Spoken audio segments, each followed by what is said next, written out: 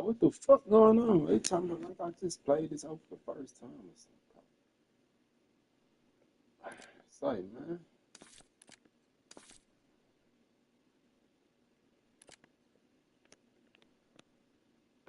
What the fuck's going on?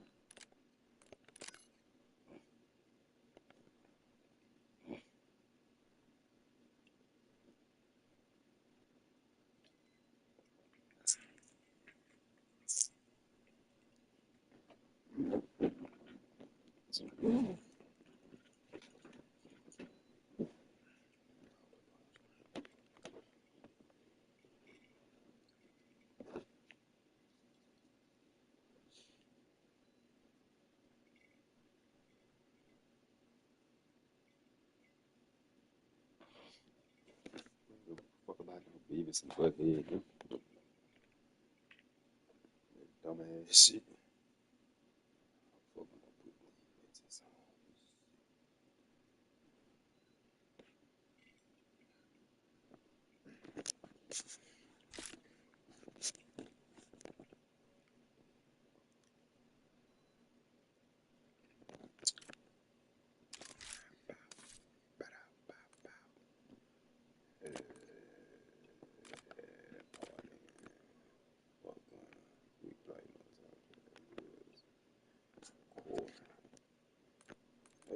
Do some hard ass shit here.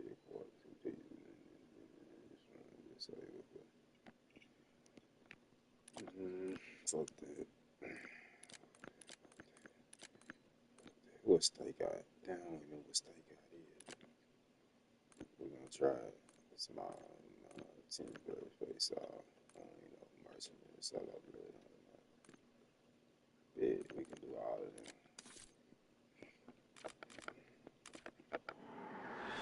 Come on, but I don't give a fuck about this Beavis and Butthead ass shit.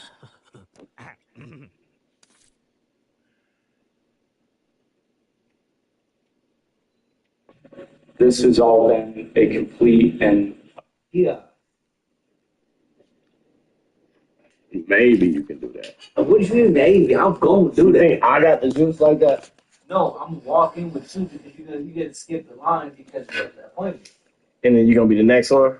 Nah. I just go, when you take your driver's Oh, not Coconut, my son, local. I just go spin off the little kiosk and start typing in my information. I guess that makes sense. Yeah. Okay. What percent tint can he have on the car? I don't understand. I don't understand tint percentages.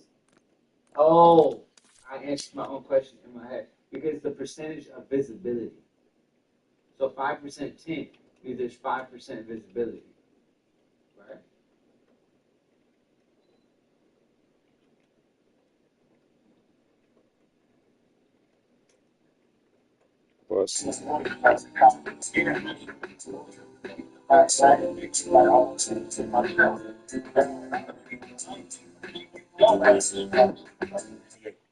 To intimidate Victim 1, defendant Henley told Victim 1 that Henley had seen types of avocados. These people were so comfortable talking greasy about us. They were very comfortable talking greasy about us.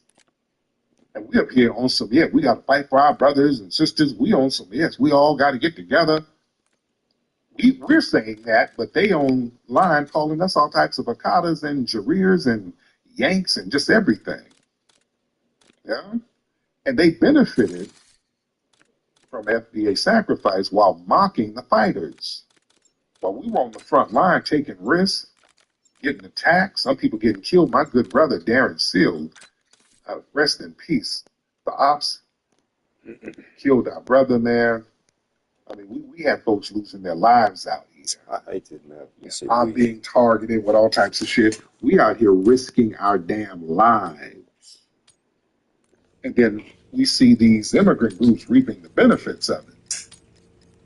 Yeah, we start, all of a sudden we're like talking about police reform, and they start like, yes, diversity and minority funding for immigration, and what? Well, hold on, I ain't risking my life for no damn immigration. Oh, what's this shit? That's when I'm like, I got real sensitive to it because I didn't like none of that shit. Because then I'm becoming a target. At that time, man, I was hell on these race soldiers. I'm up here banging on the damn police chief, the prosecutors, making them release people out of jail, getting people out of custody, getting people's charges dropped. We were banging on these folks.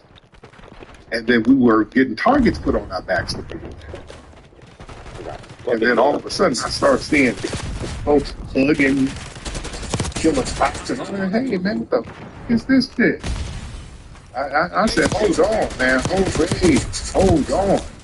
Especially with that Botham John thing. Your family up there hugging the woman all in court. I said, man, hold on, man. Hold on. And remember with Botham John's family, it was us on the grassroots stomping to get that woman prosecuted. We were on that woman's bumper. Her family, we were putting all that stuff on Front Street. She got convicted, and then both of John's family, they got some money and then put together some kind of scholarship for Caribbean. So I said, what? Y'all remember that? Come on, let's no. Y'all not gonna sit here and point the finger at me. Big ass head on that Beavis and Butthead shit. Easy to kill us. We're all supposed to be together. Man, the minute y'all get something, after we didn't help you get it, yeah, okay, this is gonna be for Caribbean. What? It's little stuff like that, man. Had to bring clients in. Like, hey, man, hold on now. The minute, no, I ain't about to be no damn fool out here. We're gonna have to get some straight. We're gonna have to start getting some damn straightening and see who the hell is who out here. It's just too much funny stuff going with these weirdos that don't nobody know. Every time we out here stomping, these weirdos out here doing some stupid stuff against us. Yeah? Start turning the Black Lives Matter thing into some immigration agenda. Yeah? They were real big. Then they started pushing the LGBT stuff. Black lives matter can't matter. Black trans lives matter too. Everybody black matters. We're not differentiating between anything. But they did that with the black trans lives matter. So we got to give some money to the LGBT groups. So they were using that to fund money. White LGBT organizations. So that was the finesse too. You understand? They were doing all this weird ass stuff, man. And then they started getting these women who masked themselves as feminists so they could attack foundational Black American men. Y'all remember Fraud-Anisha Jones and Janella Lemieux and all of them from Ebony. They would write all of this anti-black FDA stuff, and they all come from together backgrounds. They're not in. And they were running around here talking about street harassment, and they were working with white feminist groups. Yeah, come on, y'all don't remember this stuff. I remember. I'm up there in the trenches. These tethered women running around here talking about their feminists. They were working with white feminist groups to try to pass laws to replace stop and frisk. Because stop and frisk is constitutional. So the white feminists, they were going to help out there in the groups here. They were going to help the police come up with ways to target black folks, black men in particular. It's a new law, so you're not going to do stop and frisk, but you can do street harassment. That was the play they were going to go for. They were going to try to criminalize then spiking the women. Do y'all remember that? Some of y'all might remember that. Dude, come on, y'all look back at the archives. They had this thing, like, okay, sis and all that. That's what Jarana Burke and those guys, that's what it kind of morphed into Me Too when they had another Caribbean Jarana Burke as the face of that as they attacked black men. You understand? Jarana Burke.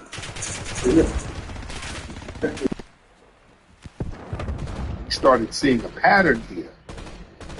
All of these weirdos working with these white supremacist suspects to get these laws out there that target us.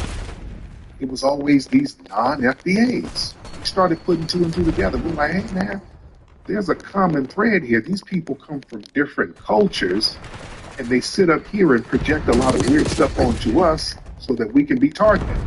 Yeah, these strong, donkey-faced, mammy tether women who are claiming to be feminists were out here talking about, yeah, in places like New York, black men be harassing us on the streets. And I knew something was up there. And I'm like, ooh, I know who's harassing you. I know ain't nobody from our culture harassing you. I'm not even being mean. I'm like, oh, it must be some foreigners or something doing that. I knew something was up. That's when I started saying, hey, wait a minute, we're gonna have to start looking into the lineage of people here.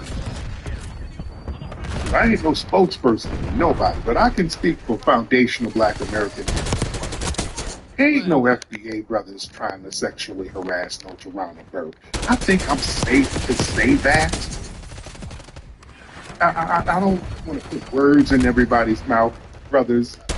Some of y'all might have a donkey fetish. I don't know. I can't speak for that. But generally, ain't no FBA brothers trying to get at that. Or sexually harass that. You understand?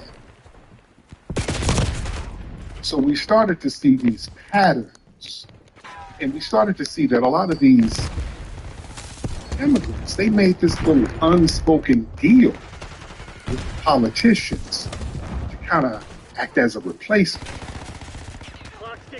Around 2015, there was a growing unspoken agreement between these African and Caribbean immigrant communities and the liberal political operatives, foundation of Black Americans. We'd be culturally and politically replaced by a more compliant class of Black immigrants.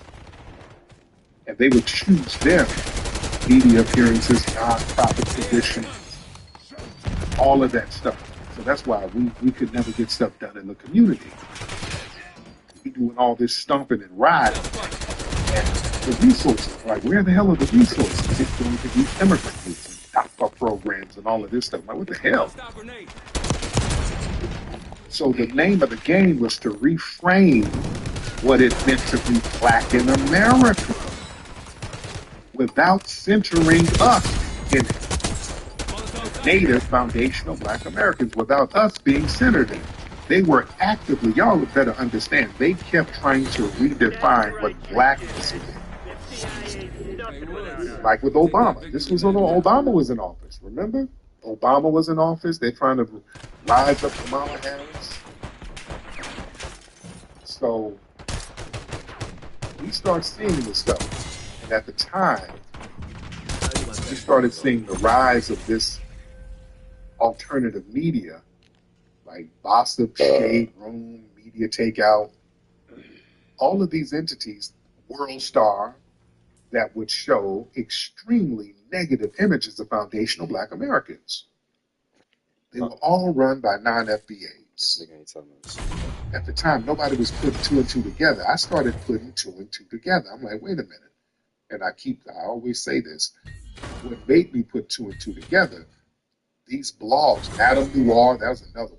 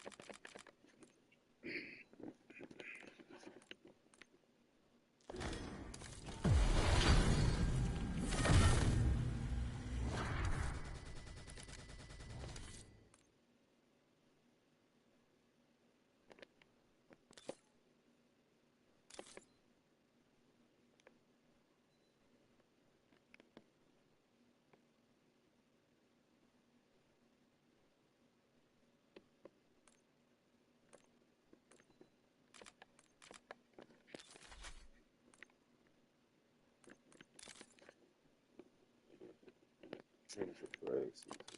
Bitch, I've been trying to do this shit. I don't know what the fuck I'm supposed to do.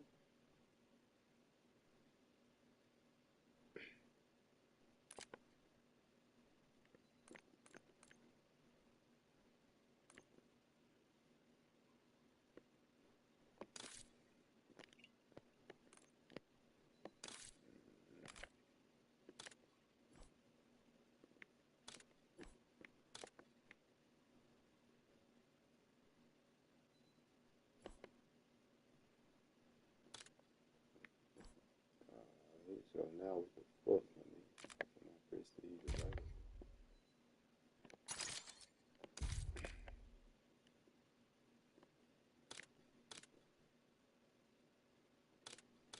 It's not after reaching max level.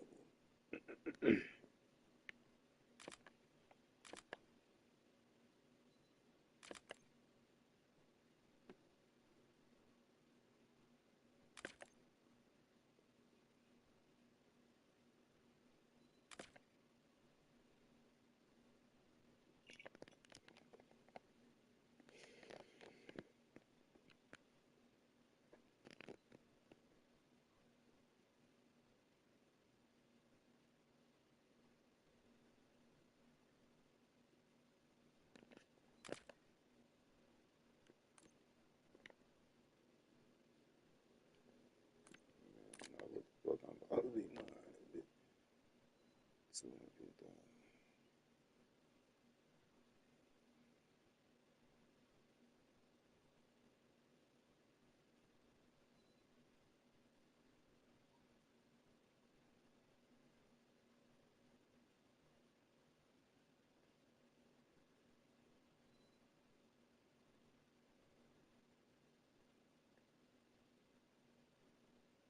Shit.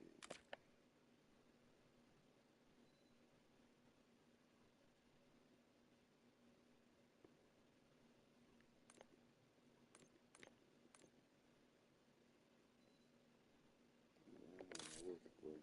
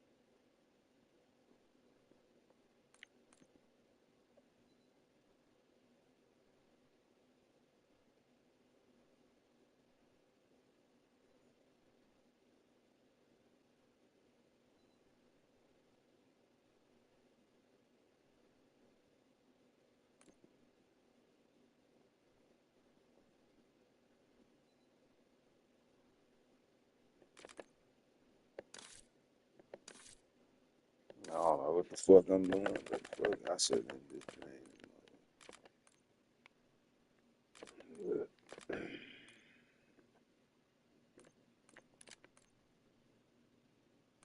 I get some of the other niggas.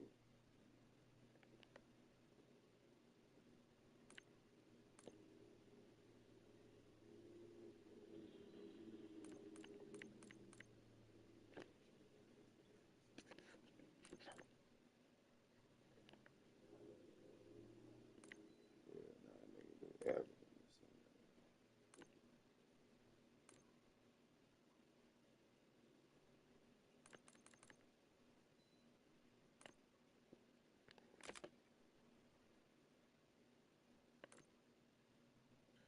Thought you'd never ask.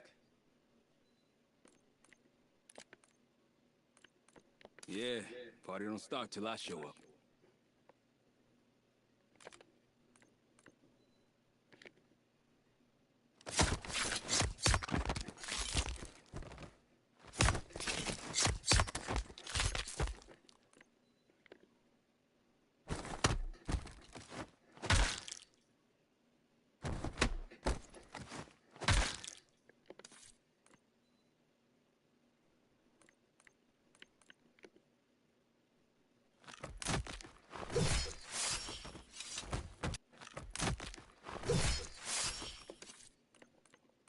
they ain't got a lot of them.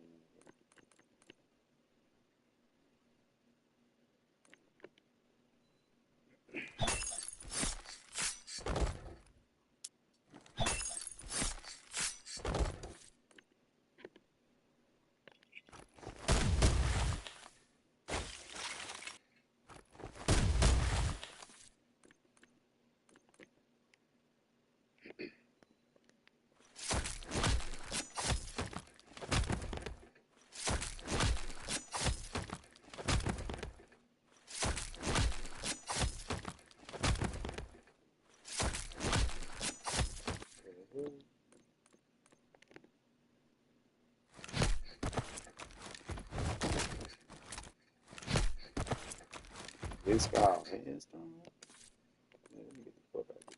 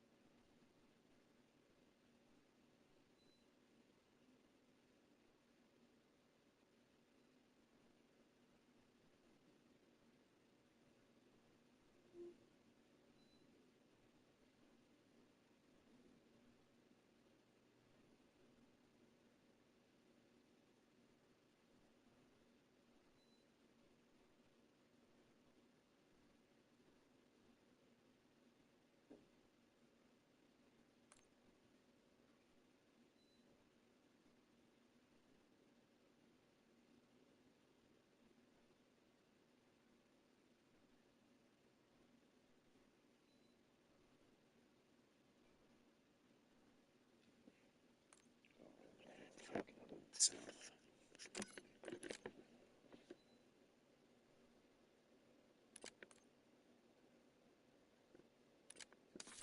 Damn, nigga. Took me away.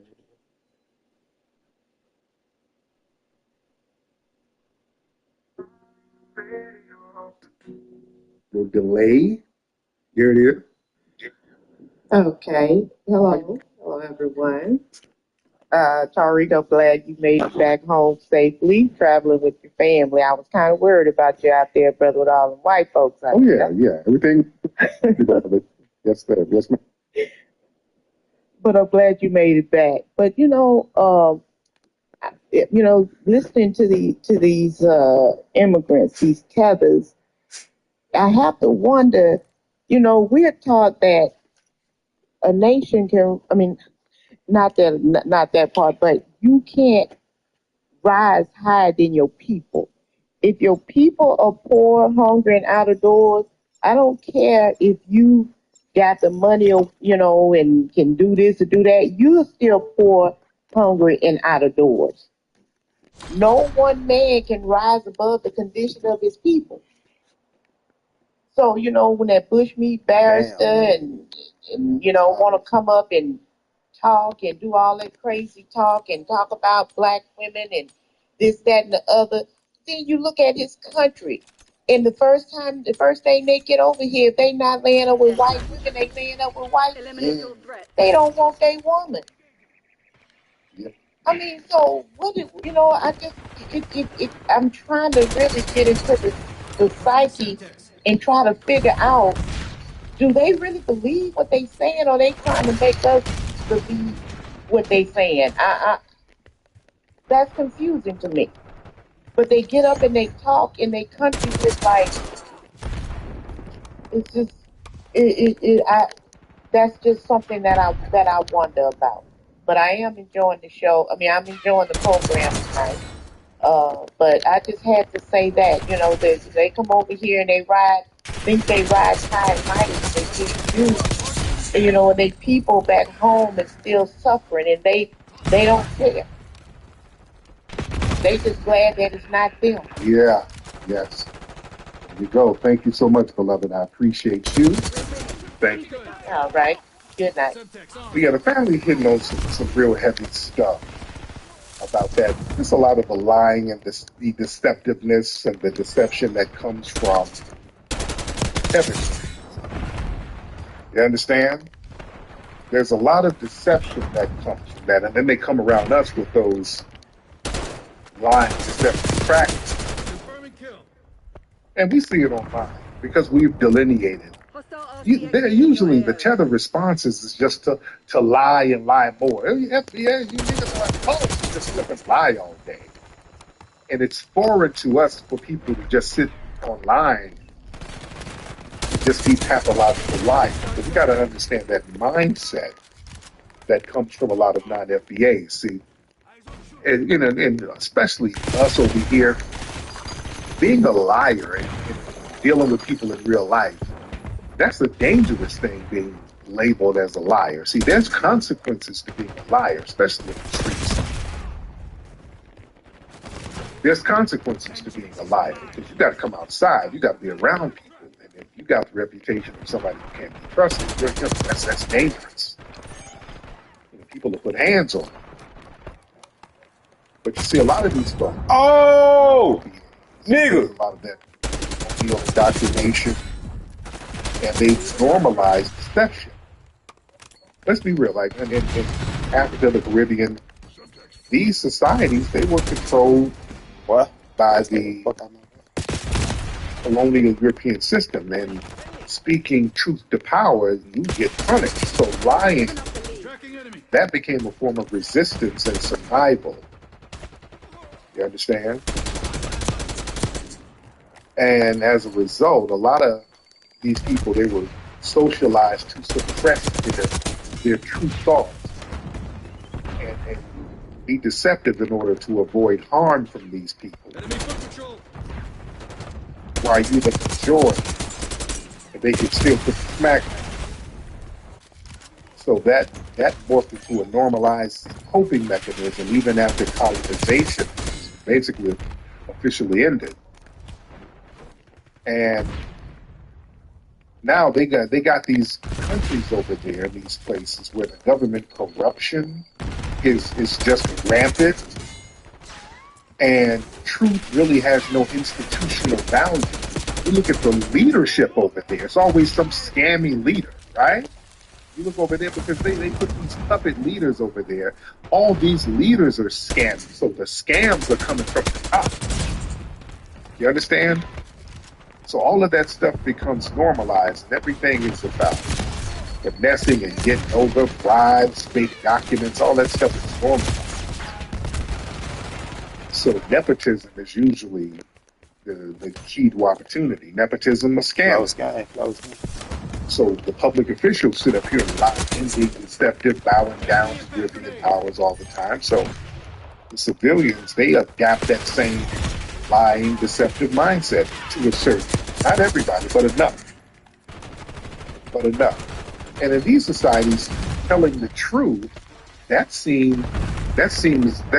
like being naive. They look at that as a weakness if you're telling the truth. Whereas us, truth, we speak truth to power. Truth makes you, telling the truth gives you the air of power. Bitch ass nigga. It's the opposite of Bitch ass nigga, let's in go. these places. They come from these places where That's me, baby. That's me. gaming That's the me. system, quote unquote, that's its life. Scamming and running some kind of con. Yeah. But then they come over here with that mindset. And truth telling, that's a liability. But then it's so down bad. It's about making it by any means. If you're shitting on a sidewalk, then you're going to say whatever to get the hell up out of there so you ain't got to shit on the sidewalk no more. Yeah? I want to get on top. So, another thing, when they do get up out of there, they got to keep the lies up because now they got to give the illusion that they're successful to the other people struggling back home. So they come over here, drive Uber, lying, telling your family, "Oh, look, I own a business. I am making a lot of money, Papa." And you got to lie to the family. Everything is just lie, lie, lie. Hey, y'all, now, come on, man. We got to keep it real.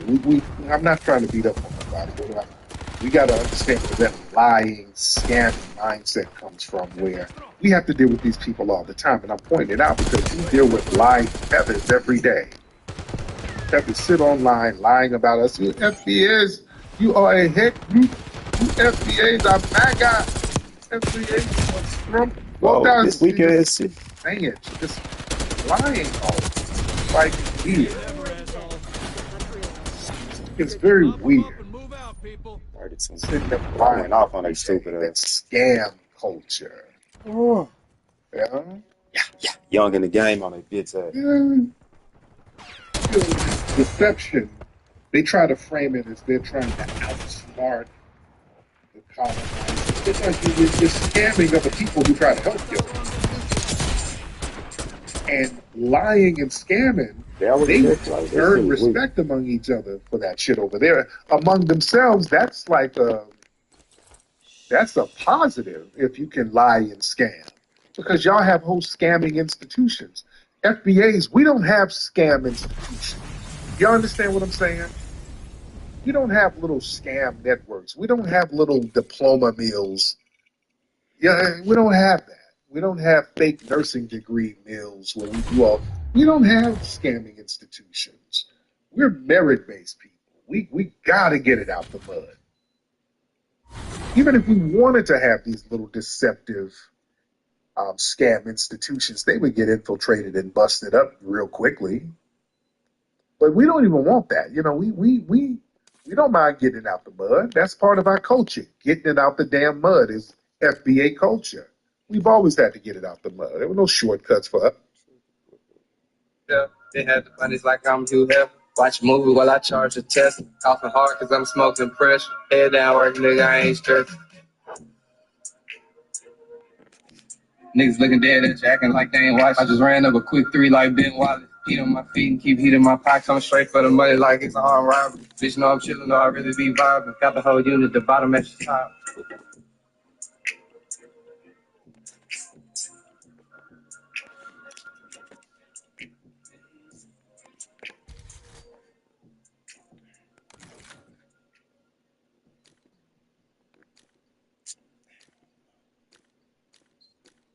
Chat, we back on live. Been trying to get live for a little bit, but you know, too much motion in the spot. Had to change location. Shout out to the chat, man. What's up? What's up? What's up? What's up? What's up with all my members? I'm on that finesse 2 times shit today. Not simping and tricking, but I don't know if y'all been seeing what finesse 2 times been smoking on.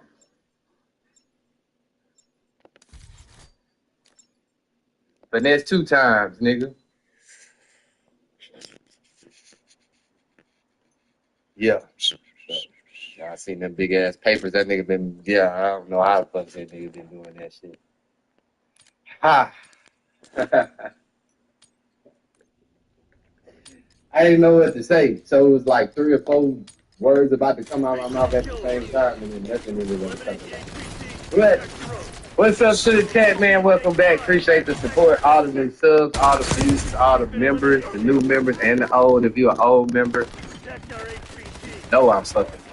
I don't give a fuck what nobody saying about you. I don't care what the news, the poll. I don't give a fuck what nobody got to say about you. You been having that membership? Yeah, nigga. You heard that. I fuck with you. Fucks with you. Y'all hit that like button, man. Subscribe if you haven't yet. Put us in the algorithm like we supposed to be. I gotta recap 713 day for y'all because I've been getting ever since I posted the picture, the thumbnail. Ever since I posted, shout out Square Business Media and Quiet Money Dot. Ever since I picture earlier, people been like, oh my god, but it's like, bro, if we gonna be all the way 1,000, I've never had no issue. I don't know if I need to have issues, but I can see why it was seen that way based off of how things have played out on the internet.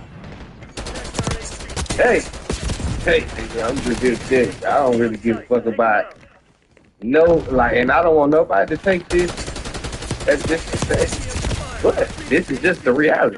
I don't really give a fuck about nan nigga on this internet enough to have like a problem with it. Not like, I don't give a goddamn that much. Online I might act like it. Offline, I don't give a fuck about none of that internet shit, none of that internet beef, none of that rap shit. The killing rap shit, no, regular rap shit. The killing rap shit is only a select few niggas that I'm gonna let, hypnotize my mind into thinking that I'm a killer. And it ain't all you niggas. I promise y'all that much. What's up to the chat, the members, what's going on? Let me shout out my members, man. I know I gotta do roll call for the members. We gotta talk about it too, though. I know y'all want to know, like, damn, what happened at 713 day? Because it was hard. I was live for a while, and then I jumped off live. 713 day continued, but I just wasn't on live. I need to, streaming this shit be cool until you realize, damn, I'm out in public, my phone's finna die, and everybody looking at me walking around with this motherfucking phone up. Like, so, yeah, that's the downfall. What's up, HBK? Heartbreak here, but yeah, if y'all fucking with them IRL streams, as these people say, I will keep giving y'all IRL streams on some live shit. There'll be a lot of live shit going on. I live in one of the largest cities in the world, so it's like nothing to find a live concert, live venue, live event, like that shit going on every day. Some of you niggas gotta wait till Friday, not for payday, but because you live in a boring ass town or a boring ass state and there's nothing going on till the weekend. Me, on the other hand, and shout out to all the people that's in Houston, because every time I go on vacation somewhere, I be like, damn, this is why I can never move out of Houston. It don't be shit, like, to the degree that I'm used to. I'm used to, nigga, I can walk outside and, nigga, 8 minutes from here, it's going to be remarkable food, amazing food of whatever genre and diverse culture, whatever the fuck you want, nigga, that shit is here. You go other places and realize, damn, there's shit going on out here. Outside of Texas, damn near. Some places is, but damn near. The places I be in, every time I get there, I'm like, I can't never move out here. Can't never move out here. Everything everything closed. Nigga, this food ain't hit. All that kind of shit. What's up, Third War E? What else we got in here, man? Smoke stuff, what's up, man? What's going down? Smoke something? Just because your name said to do so. What's going down? Alright, let's see. Yeah, keep coming in, man. Keep coming in. Y'all keep coming in, man. Keep coming in. Keep sharing the live out and liking it and all of that. Yeah, I appreciate that. Ben Wallace fired. Appreciate it. Yeah, y'all go share that shit. Put that hoe everywhere then. Shout out King. Appreciate it. Who else is in here with? Dead in Red, FD, what's up? I'm about to drop the link for both of y'all niggas. What's up with it? First time tuning in, saw my buddy Adam on here. Who the hell is that? A few days ago and hit the sub. Salute to the chat room. Okay.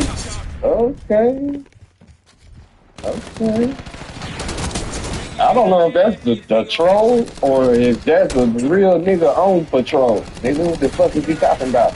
Either way, hey man, welcome to the party. It is not what it looks like. Everything on here that you see or hear, everything is alleged. It's all a different practice this fucking script for weeks, months at a time. Nobody really like. If you see anything look like a gun, it's a prop. It's all a skit. If you see anything look like smoke, it's all prop smoke. Got a fog machine in the back. It's not real. Nothing is real. This is damn near like this channel is the closest thing to imagination because it's all a list. Ain't nothing on here for everything is a list. I just want to give you the disclaimer. Welcome to the goddamn chat. Say my buddy Adam. That sounds like he's for real. So yeah, I don't know, but either way, I just gotta give you the heads up. It's not the shit that you used to seeing over there. It's not going up over here. Nigga, we family oriented. What the nigga Pimp C said, yeah, man, we a family men around here. We family men, and these niggas is hitting and catching. What's going on? What's up with you? Shit, I don't know what you got going on. Shout out Breakdown. I'm about to give everybody the rundown. Cause, man, people been asking me all day what happened.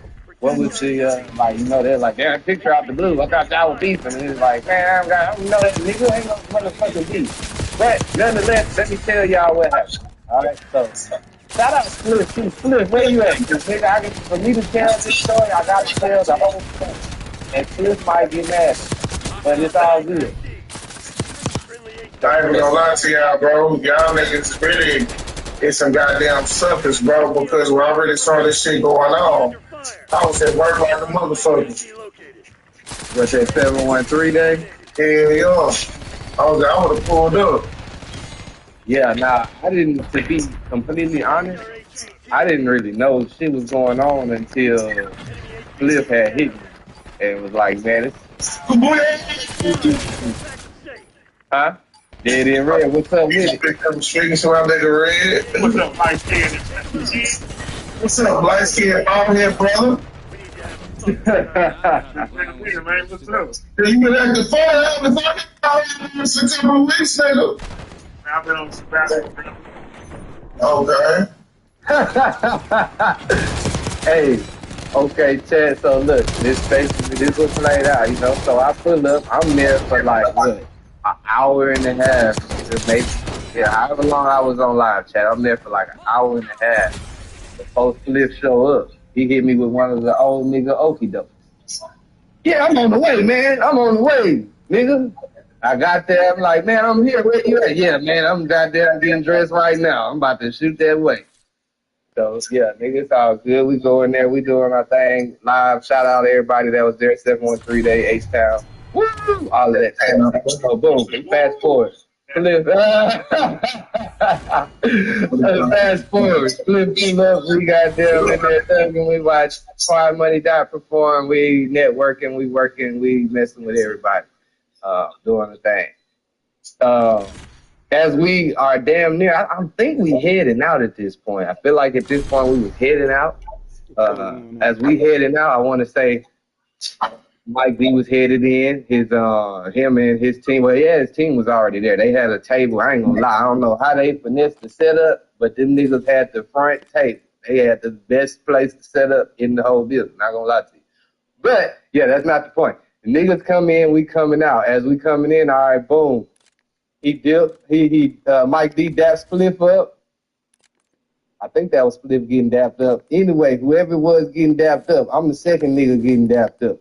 So I get dapped up.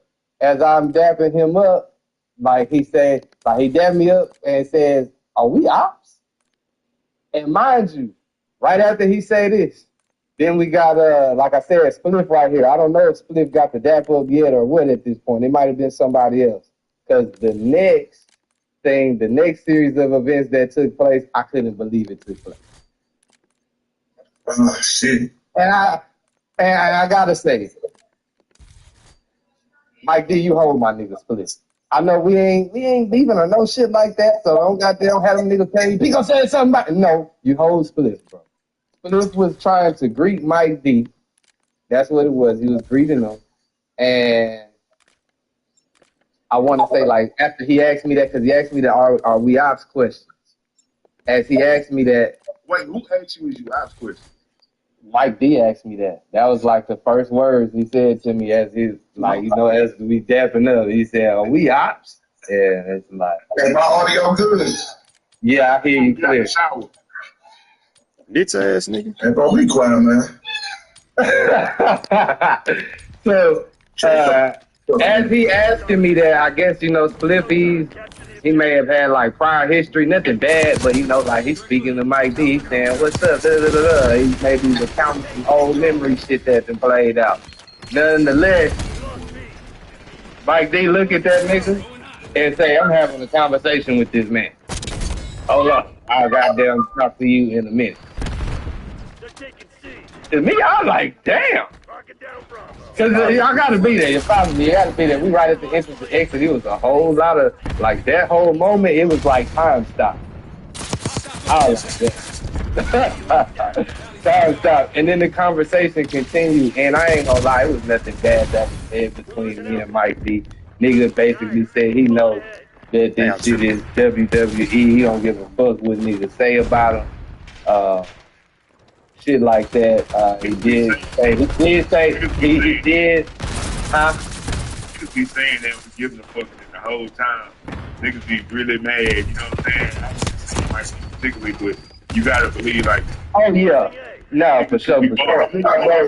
You out there for sure. Like I told Block today, you know what I'm saying? It's like, I'm calling that nigga. You know what I'm saying? I said I love Michael Dixon, but I don't like Mike D. Because on the field, I met Michael Dixon and Michael Dixon Jr. Yeah, so he also said that,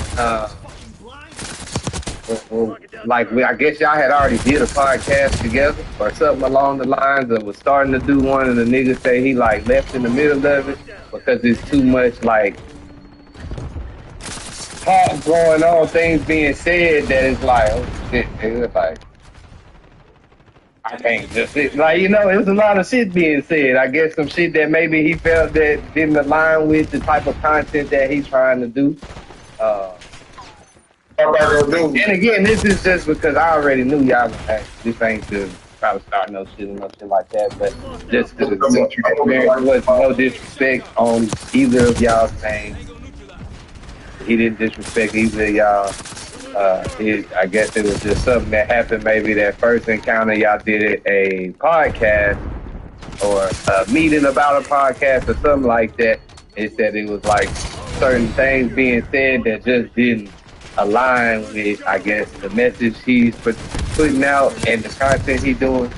So the nigga was like, that's going to be the message and the type of content. I can't be a part of that because that's not the type of message and content that I'm going to put out. Now, he also, he said that another thing that he mentioned where I guess the way we titled the video, the way I titled the video, but I told him, hey man, I'm titling them hoes because it is what it is. AI titling them, and it wasn't even the titles, it was more so that he said that the last title said something like FBA violated. He's like, nobody ever violated me. These niggas ain't never violated me. So that was like, he did mention that part. But other than that, a nigga, I ain't gonna lie, Red, that nigga told me, welcome to the Illuminati. oh yeah, the Illuminati. Hey, yeah. Big bitch, right? He was on the I was going to kiss, nigga. I was because she ain't want to get on my camera, nigga. Why you all up in here? Like, Nigga said, welcome to the up, Houston nigga? Illuminati. I forget all this, though. Bro, why you look like a hair turn in your face right now? Yeah, because I got my background clear.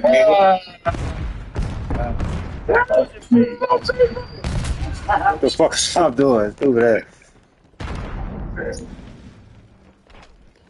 We're losing Charlie. No.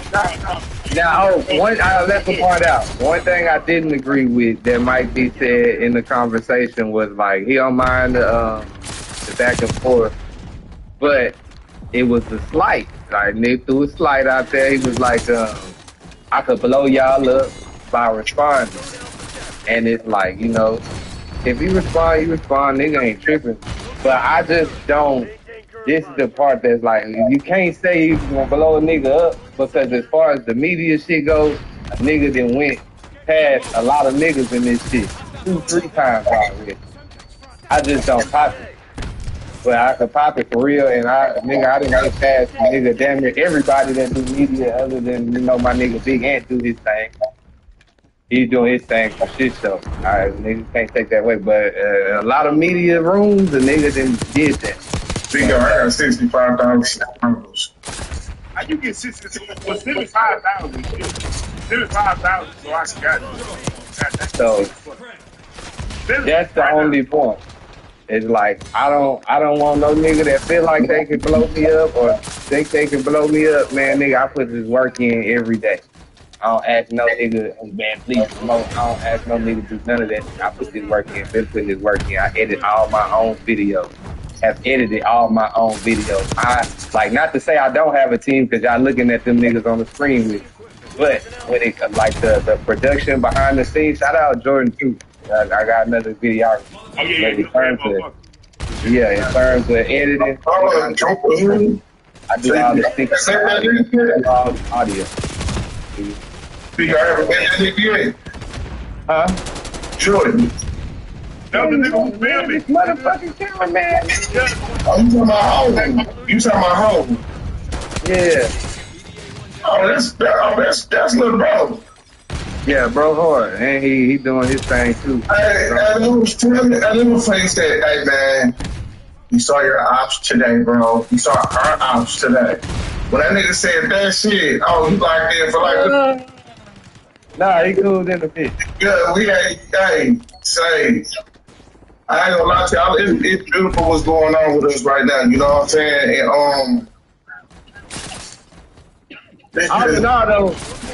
I was saying all that to say that was the first ever, like, in-person conversation I ever had with Mike D. And, you know, like, shout out, this ain't no problem with the nigga.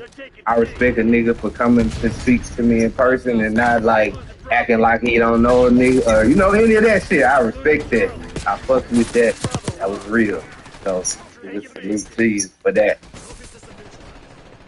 I ain't gonna lie to you, but I'm gonna stop playing with that old nigga. That nigga. I also gotta salute that nigga too, cause that picture y'all see, I wasn't, you know, I don't just jump in people's pictures. That's never been me. I never just been like D said, gotta get that picture. Man, look, keep it out there. I gotta salute the nigga. Real nigga shit. I will say this, you know, every nigga got their ways, bro, but over there on that side, bro, I fuck with Gotti, bro. So I be fucking with Gotti. And I know Gotti fuck with that nigga. I ain't fucking with that shit, bro. Like, cause I fuck with bro. So it is what it is. That nigga wanna do a podcast, let's get viral, bro. Like, you can't do shit. It's all the weekend can laugh, bro. Like, that nigga, I like working hard with Pico. We did this shit for 5 years, bro. You know, hard work pays off, bro. Then when you got a team, it was a team of 2, then we picked up another motherfucker, now we got 4. We really got 5. Because I'm gonna tell a nigga straight up, like, I fuck with hockey, bro. Oh yeah, hockey definitely real nigga. Yeah, I fuck with hockey, bro. Bro, everything, now I get hockey, this bullshit joking ass nigga, but he got a good heart for real, bro. When you sit next to niggas and you say nigga, bro, Hackney gave me a hug, nigga. When niggas hug each other, when we see red, I get red a hug, nigga. And then we be like this. Yeah, nigga, you treat. No Diddy, yeah, it ain't never Put a $5 super chat, man. What I'm saying is like, nah, it's just time to get down to work and like put them to the side and just make good content, bro. You put that on, you put that one on. What's that? I haven't watched it yet. I watched it. I caught up on that shit in 12 hours yesterday. It's like 12 hours, like it was wrong. Like it's not a long time. 12 hours have to say. Man, I had some people ask me about like why would you interview Bust Down? Who is that? And like, this is my honest opinion. I fuck with niggas that's working, and niggas putting work in. This shit ain't easy. Especially when I see nigga in the same space as me putting in work, man. I'm fucking with you, and you a young nigga, and you on your shit. So not to say I put him on or no shit like that, because he got his own motion. Way before I did this interview. But as a nigga who, like, I feel like shit, I have some attention on my platform. When I have attention on my platform, hey, man, it's another nigga out the city doing his motherfucking thing, nigga. Man, shout out, free my nigga Triller, bro. But, yeah, man, shout out Bust Down, come and fuck with me. Man, I ain't tripping. What's the topics, bro, so we can get these people entertained? Oh, yeah, no, facts. Oh, yeah, shout out Triller. He said free Triller. I didn't know he was locked up. I saw one day they said he was locked up. Then I saw they was like, oh, he was home. And them niggas was like outside eating tacos. That nigga, bro, that nigga just need to slow down, bro. You can't, like, that shit. Bro, bro came home. He did what he did. He got his stamp. Now people recognize who he is. But sometimes you just can't be. It's like the police watching you on Instagram or some shit. Yeah, for sure. Shit for a nigga, like, if you doing something out here to survive, bro, when you in the media eye, nigga, you gotta be really clean for real. You can't be doing nothing shaky.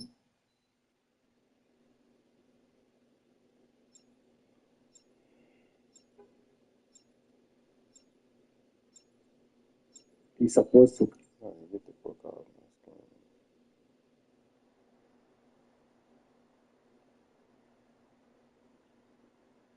I can read it, nigga. I said, Brian, you need to write a book so I can read it, nigga, because look, y'all be hearing Rose waltz off on the nigga. What Rose do? Rose gonna be like, bitch ass nigga, who you talking to? Shit, I ain't all of that. Not time, I got different fucking. She was. Like, Trey Songz crazy. Yeah, man, I don't know. I remember he got kicked out of the 50 Cent. What was it? Halloween, Cyclone. What the fuck he call it? Tycoon. Yeah, that nigga got kicked out of there. For sure. So, yeah. Let's see what Trey Songz did this time. Cause it look like he get kicked out of somewhere else. Just look at that nigga smiling deep. Also, it say he accused of assaulting a hired photographer. Allegedly punched him in the head and broke his 2 cameras. Damn! I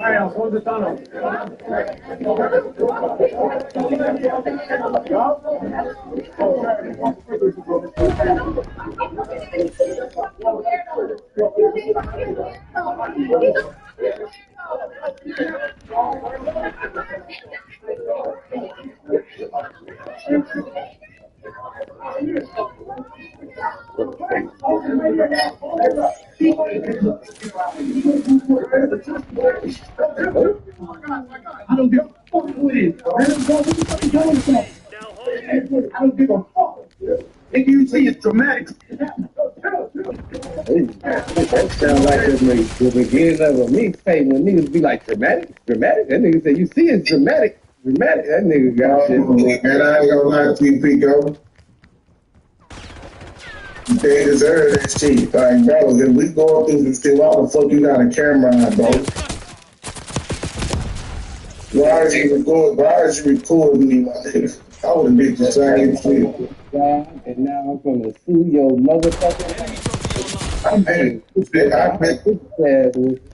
Houston don't leave paparazzi. I'm mad at paparazzi is annoying.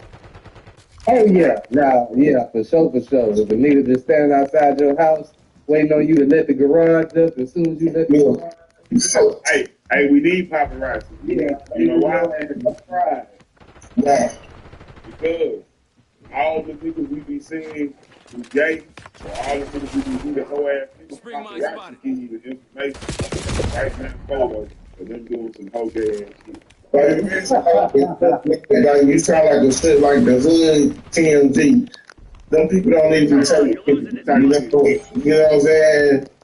And then I feel like, yes, that's why I never want to get that famous. Because a nigga come over me with a camera, I'm going to break that bitch too. Get that bitch out my face, you know? There's a lawsuit. I'm just going to pay for the nigga camera. Yeah, niggas gonna say you a culprit, then it ain't up to you, nigga. It's up to the judge at that point. Man, basically what you said is because I didn't achieve so much success, right? In the art what I do, I have to violate my privacy.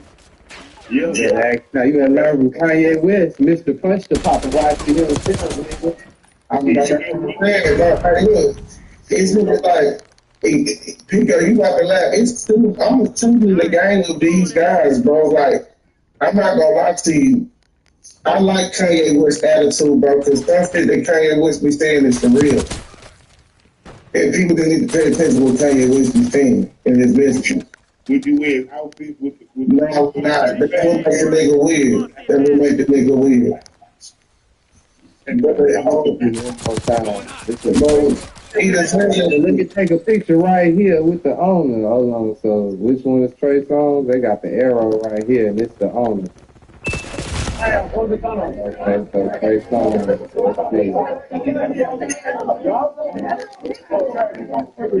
Yo, Trey, need one flick with you, bro. Oh, look, and it's a lady cussing Trey Songz out, calling him a fucking weirdo. See, now we got some context. That's why he ain't want to be in recorded. That's why he ain't want to get recorded. Is he's got calling him out with some weird shit. Nigga got drunk, got his hair braided, and got freaky in that hoe.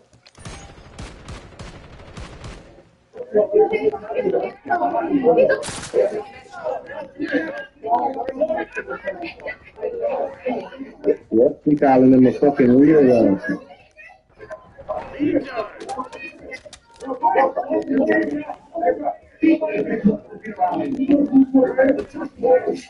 Oh shit! That nigga Trey Songz popped up like a fucking boogeyman. You know what I see? You know what I see a famous person who's trying to protect, his image. He is evading a conflict, and as he tries to evade the conflict, he has to physically remove someone who's instructing. That's the word right there. His exit. Yes. So he had to be cleared out the way it is. That's the Hey, Trey Songz, for that advice, 10-5. I think that advice would have been solid if he would have did what he did and kept going, but the standover is what was crazy. And then the It wasn't a standover.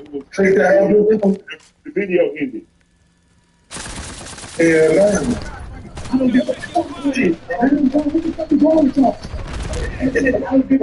you see, he threw the camera down right there and said, I don't give a fuck. And you see it's dramatic.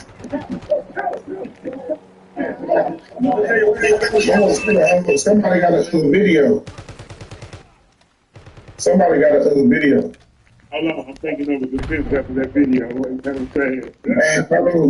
Man, you can't hear baby Kelly, bro. You can't hear baby. Give me a second, nigga. Oh, the nigga came out and said he the ones that got hit. Okay, hold on.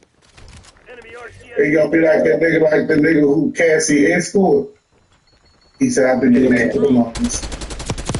That nigga, I don't know where they found that crazy looking ass nigga. That nigga, bro. That nigga like he was born in the 1920s, nigga. That nigga's an Instagram motherfucking that nigga's an Instagram actor, bro. To the Instagram actor. That nigga's an Instagram actor, bro. Ooh. Oh, that nigga who did it, that nigga, who the fuck is this B.O.B. looking ass nigga? This nigga, a witness of Trey Songz assault speech, said Trey tried to pop off on a girl prior to the incident with the photographer. Oh, damn, he got witnesses coming out. Damn. Yo, your boy Trey Songz is like, he tried to pop off on a girl tonight.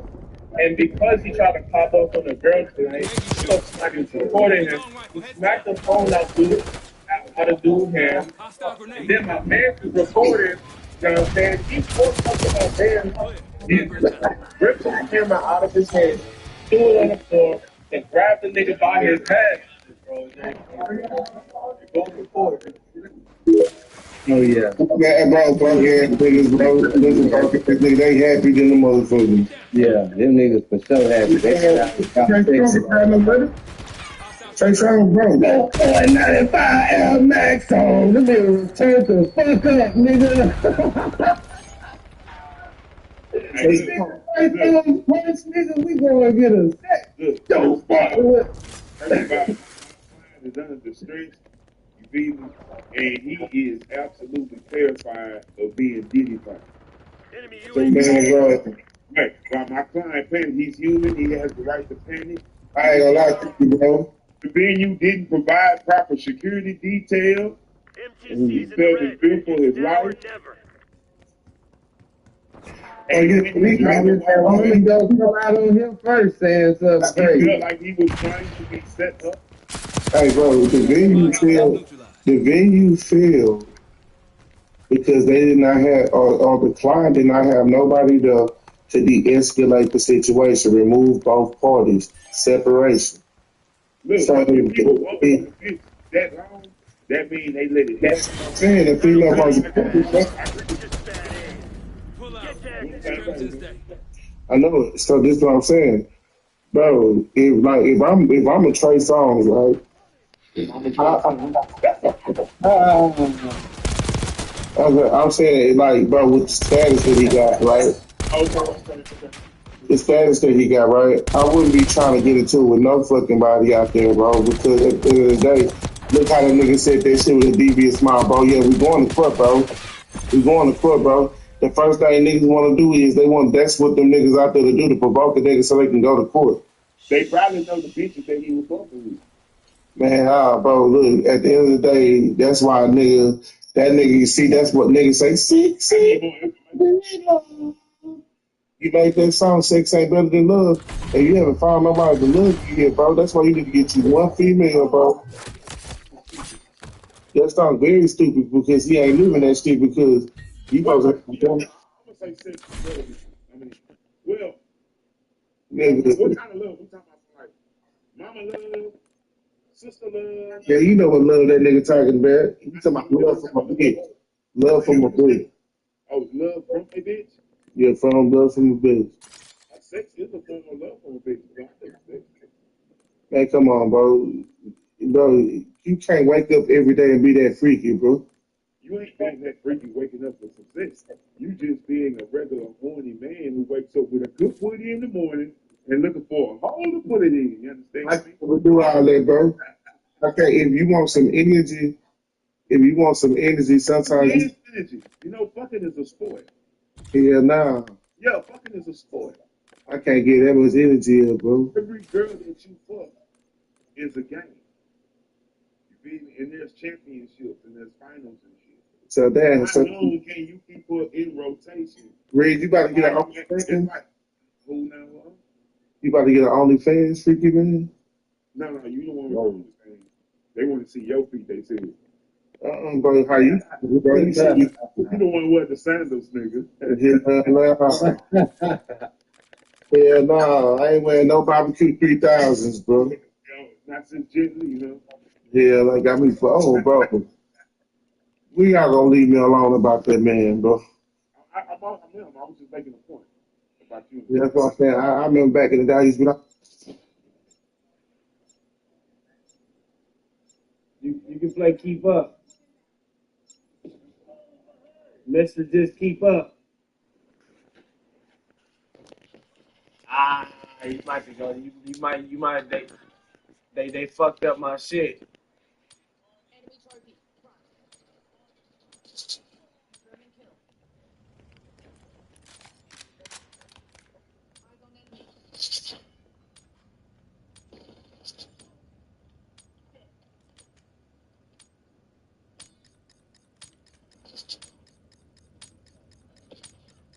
Overdrive. Playtime's over. Let's see what you're made of. We've taken control.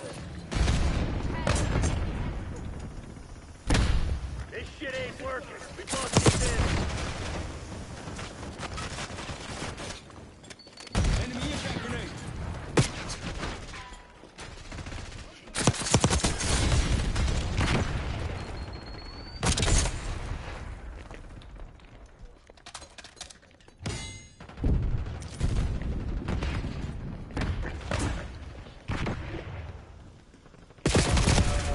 I let him catch up.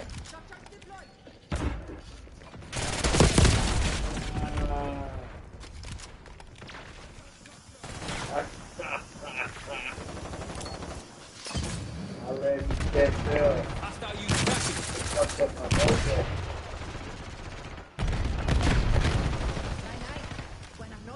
Stop stealing my time.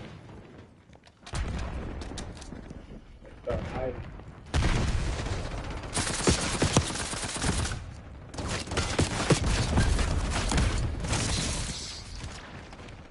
Nice. Slow ahead. Located shot tower.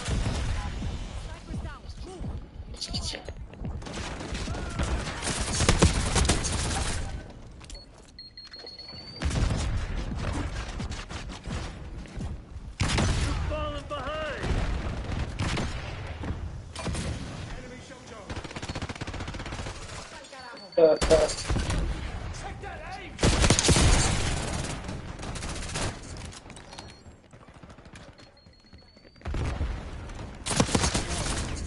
I gotta catch up. We're clear.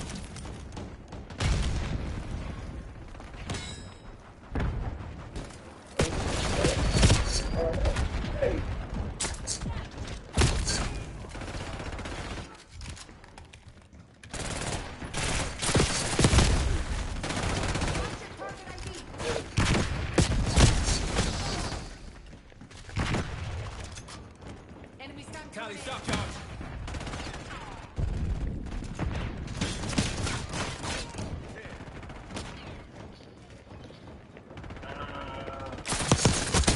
Hostile marks. I need at least a 50 ball.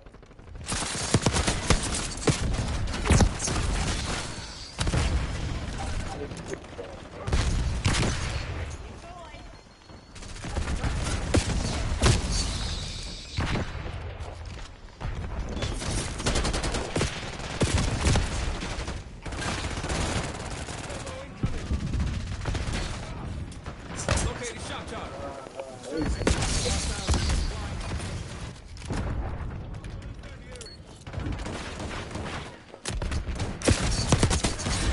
Sniper's down. Oh, we lost?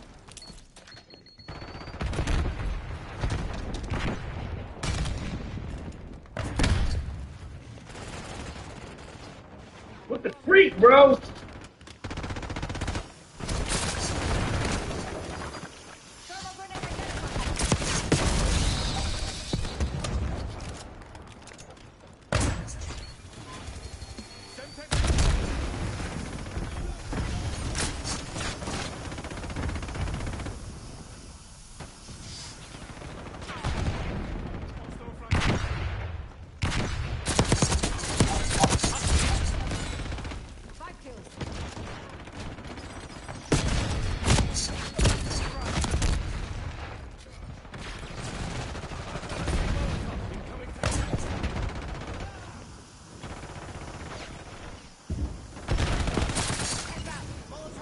Hostile spot. Incoming grenade.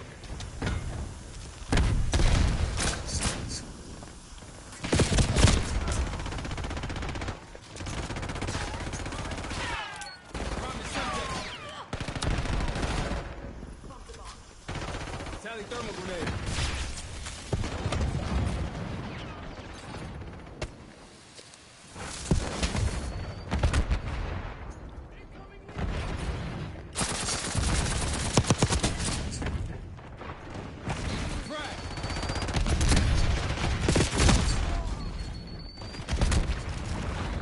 Incoming tactical. Tally trophy system. Enemy thermal barrel.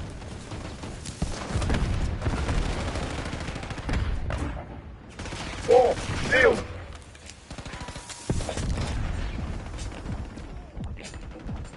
Where's my first one? Molotov sight.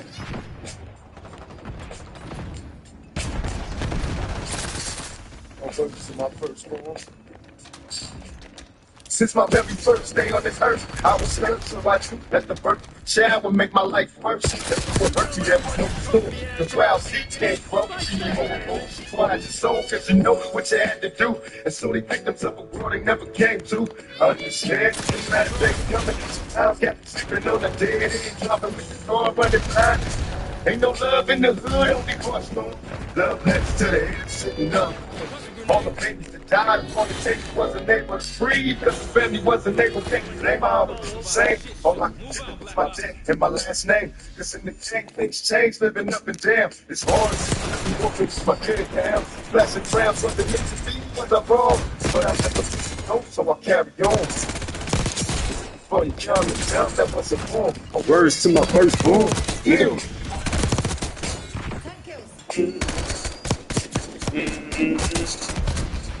My first born.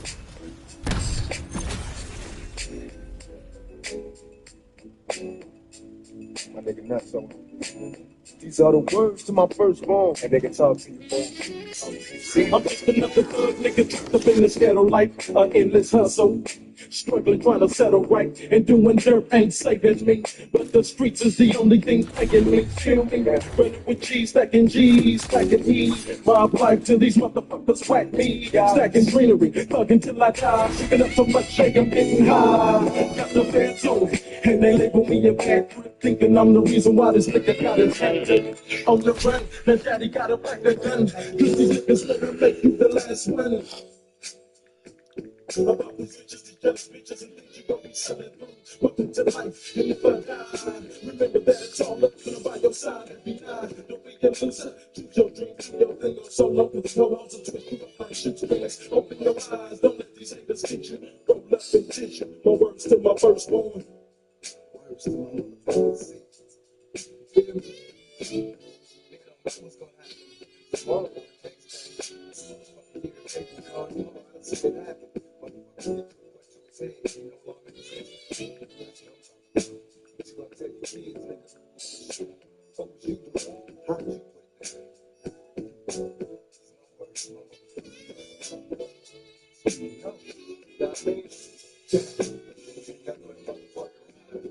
West side till I die. Stupid ass hand.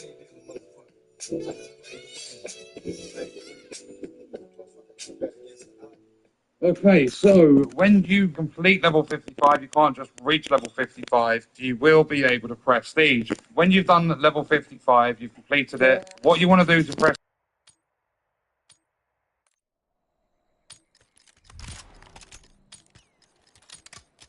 Team deathmatch.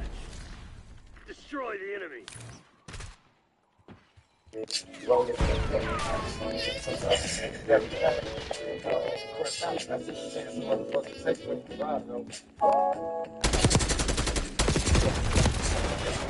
would have been stuck. We got the lead. Now hold it.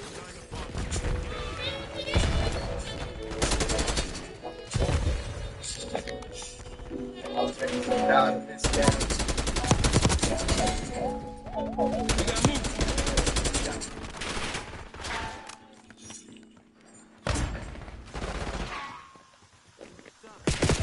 Love the blue face.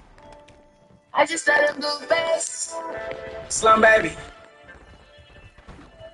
I can't do relations. I just let him blue face. I let him blue face.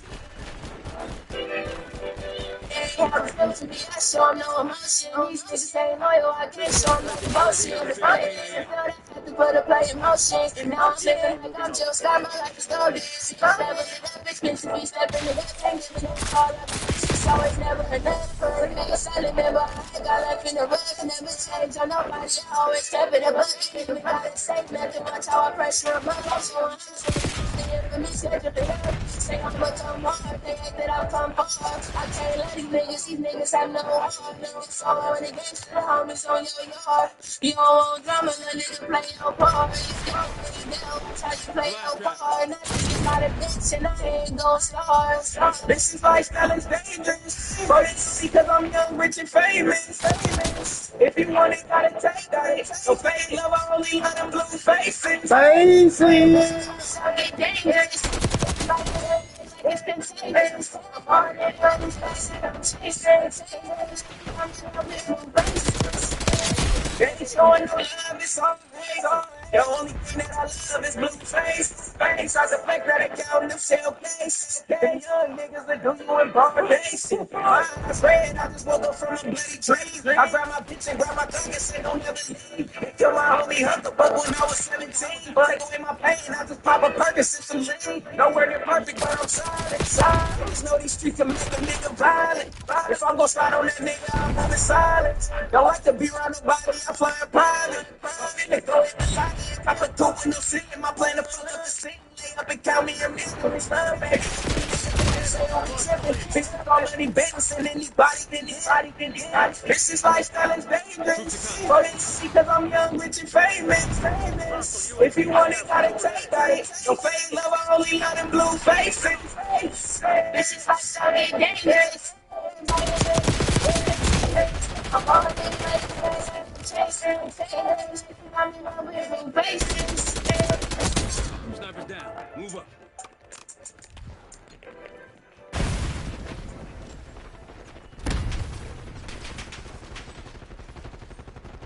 Frag. Enemy impact grenade.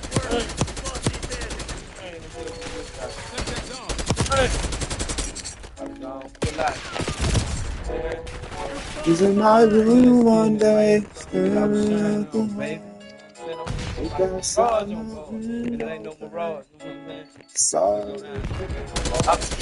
My church serves no my fall. 88 old fall, young, I get a call. It's about to go down. Plus I'm popped up twice. Caught the yay on my face. Rolling glass like dice. Beat crash for life. Massaging my soul. With big in the low. Plus I'm hopping like a toe. Like the last women on eagles to go. Got a ride full of gold. Southside still hold up. Popping my cross. Round sign, man, young high, who just touch grind. I made a touchdown, my dog jumps in with some young men, chasing me again with the drug. You're into record shows for playball. Now I'm right to G like that crank up with remote. Got a pocket full of C-dose, and I ate up in the leader. Stairs, spot for the heater, on point like a needle by the bar. My room one day, staring at the wall. Look outside my window, babe. Saw the day the bar. One day, staring at the wall. Looked outside my window, babe. I saw it was a day the bar. Just a gun, finna go free my mind. 1995 till I resign, I'm gon' shine. Gotta represent as I start off my morning. Waking up, young, chain, big corny. Jump up on my bed as I slide in my slipper. Head across my head, cause I'm ball baby flipper. Gotta make a meal no matter what, they can stop me. This young standy guy, you know we told her this nice. When I wake up in the morning, I'm a man self-killer. Grab my hip in front of the pillar, then I stand up in the mirror. Brush through the howl, always stabbing, never bow. Then cut off the pretty cold, check my camera, see the crowd. Cameras in the pen, how the demons on the twin. The cold down with sales, cameras in the stream. In the crowd, beaming, I've been walking Sunday morning, dripping slow. My brothers up the playing club morning. I was in my room one day, staring at the wall. I looked outside my window pane. Saw the day the ball was a baby boy. I was in my room one day, staring at the wall. Outside my window pane, I saw the day the ball was a baby boy. So I shot right. Start the ball. In the light on roll. In the game, my chuck's all. Got your finger from your phone. A little bit of extra gas. Smoking the meat. Driving. Smoking down fast. I bet you don't care. You jumped up in the sky. Time to dust the wood. I will let the screens make that. While I'm breaking down the set. This is a window. Me, I'm chopping down the scene. And my AC blowing cold. Window. Here comes your love. Going up like gone. You miss us with the pros. Jump down, ice hung. Down near to my waist. More gators on my feet. Got Versace on my face. Question the creator. Make it know. Don't see like we throw. They hate you with your hole. That's when you're shooting through and through that boo bang and screw. Home base like this. We leave it up sick and blue. If I can wow. Staring at the wall. That's something fine. I saw it was a day to fall. It was a day to buy. Staring at the wall. That's something fine. I saw it was a day to fall. It was a day to buy. Staring at the wall. Backup's not coming. You want to get out of this alive? You better step up.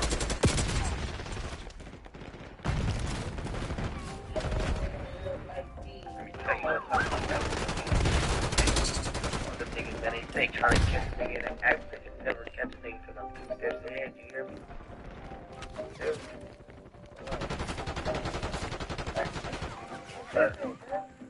Johnny's get up on me, I get dicky, I got a clock on me. I'm up in the car, swerve, I got stick on it. Swerving hella fast, and this Canada got 10 on it. You can never stack 100 bands if you ain't thick on it. Johnny's get up on me, I get dicky, I got a clock on me. I'm up in the car, swerve, I got stick on it. Swerving hella fast, and this Canada got 10 on it. You can never stack 100 bands if you ain't thick on it. You can never stack 100 bands if you ain't big on it. Play K, play on Bassinet, you want like 80. Give me 30 minutes, nigga, I'm coming from Katy. Chris back on the backseat, don't give me shit with a say, don't do that. Be around the plug so much I started talking Jamaican, but I'm black. Back smoking threats, don't disrespect me with no black. Don't do that, say I can't come to Memphis, when it left without a scratch. I like them in their 30s, booty large, pussy fat. He played on the net, but when I seen him, he got smacked. Bitch, better Christian lack, facts, shit to him. My dental, hell, catch the Rango, 9 switches in a stroller.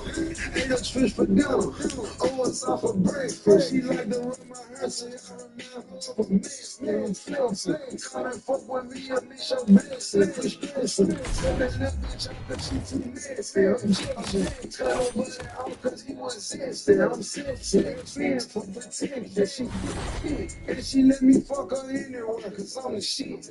Go back 100 pack and pop a perk. Let's make a fleet.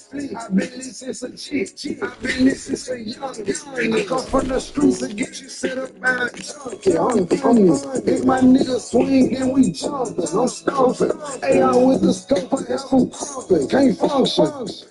On Prestige, and when you are in here, you're going to see there are 10 Prestiges available, and then you can go on to Prestige Master and stuff. So what you want to do, your very first time, is hover over Prestige 1. You want to hold down Y to see the Prestige details, and when that comes up, you are going to see there's a little timer on continue. Very first time is hover over Prestige 1. You want to hold down Y to see the Prestige details, and when that comes up, you are going to see there's a little timer on continue. It tells you exactly what you're going to get. So for an example, every single Prestige, you will get 5 exclusive rewards, including skins, blueprints, and chromas. And after you've done 10 Prestiges, you go into Prestige Master. There's 1,000 levels to go through to get additional rewards. So if we go to continue, what happens is it resets your level. You go back to level 1, and you need to be careful with this. Don't rush to Prestige. You are going to lose everything, like including skins, images available, and then you can go on to Prestige Master and stuff. So what you want to do your very first time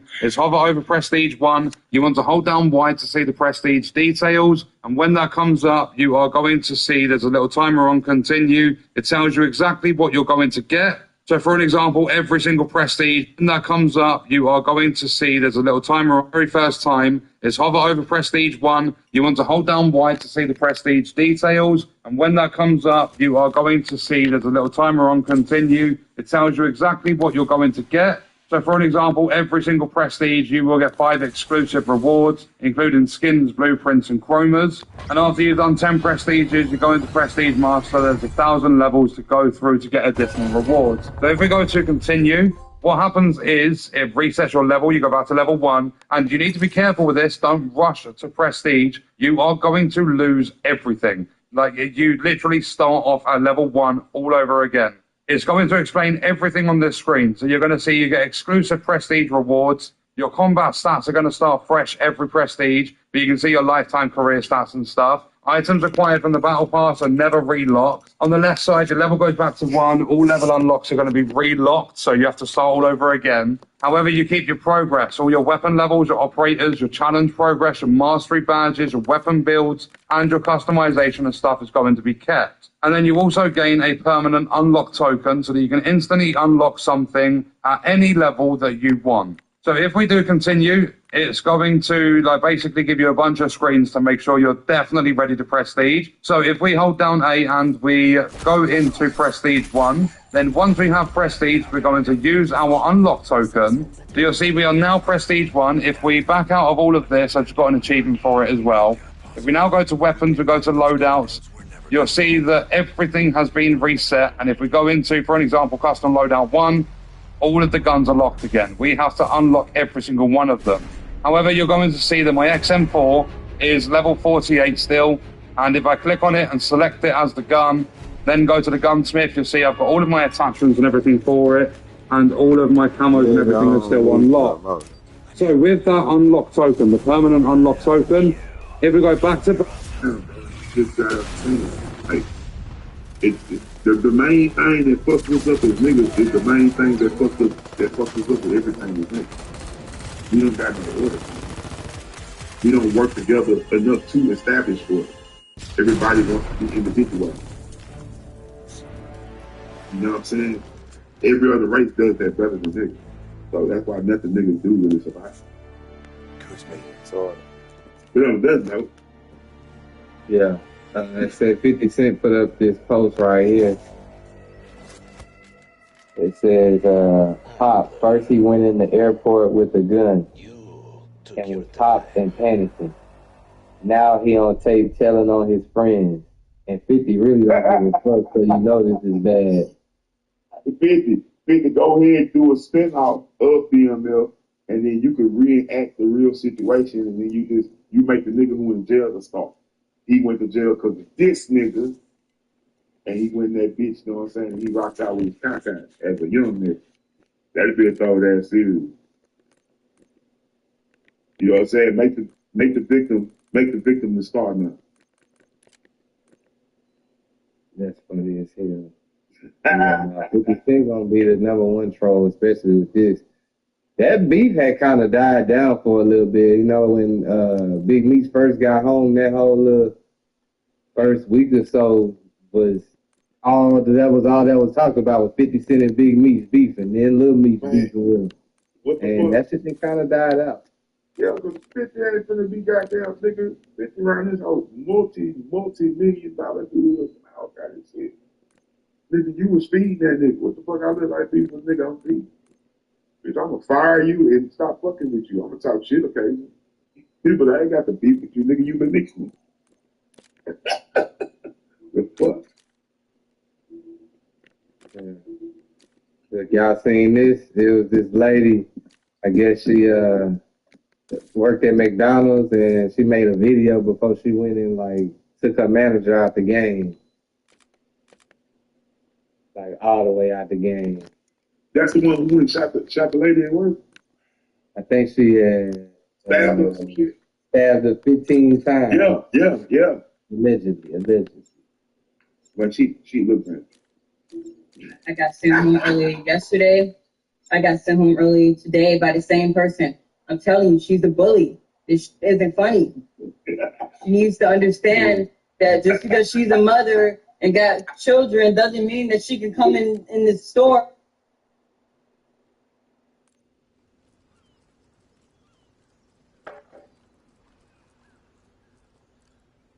everything that's going on in your life right now. Welcome into our broadcast today of You Are Enough, and I'm your host, Prophet Nikki. Your steps are being ordered. God is divinely orchestrated in all your steps. So I want all of you to understand this. You know, like we have plans, but God's ultimate plan for our life is the one that's going to prevail. His plan. The Jeremiah 29:11 tells us that God knows the plans that He has for us, and these plans are not of evil. They're going to give you hope. And the plans of God is the only plan that is going to give you that expected end that you want, not our plan. But this was orchestrated by God. Every event of your life has been orchestrated by God. Every one. Your mistakes were factored in the will of God for your life. Because without the mistakes that you made, there's some of the mistakes that you made in the past, you wouldn't be the person you are today, family. You wouldn't have the knowledge. You wouldn't have the know-how to do certain things. God is telling you that He's orchestrating your steps. He's leading you, not you. As long as you walk in the of God, you're not going to veer off and go in the wrong direction. Every event in your life that has taken place, and any future event, no matter if it's a negative one or a positive one, it's been orchestrated by God. It's been divinely planned by God. This is why you should feel good, because you know what your end is going to be. You have no reason to hang your head down. You really don't. And you have no reasons to doubt. You absolutely do not. And some people does God have the power to stop? God can do anything He wants to do.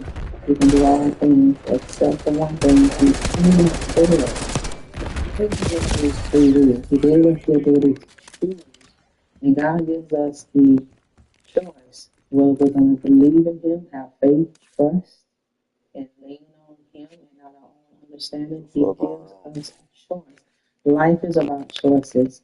And God wants you to make good choices, because the choices that you make, it has so much bearing on what kind of life you're going to live. If you want to live a quality life, you have to make quality decisions.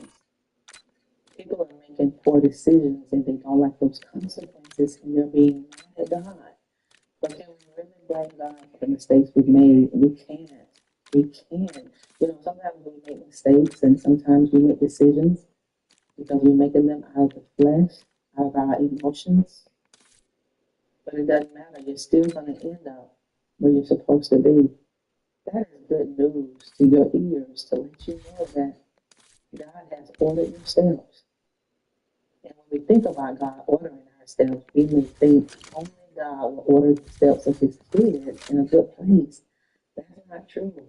Jesus was led in the wilderness. His steps was ordered by the Father in the wilderness to go through so much warfare. He had to.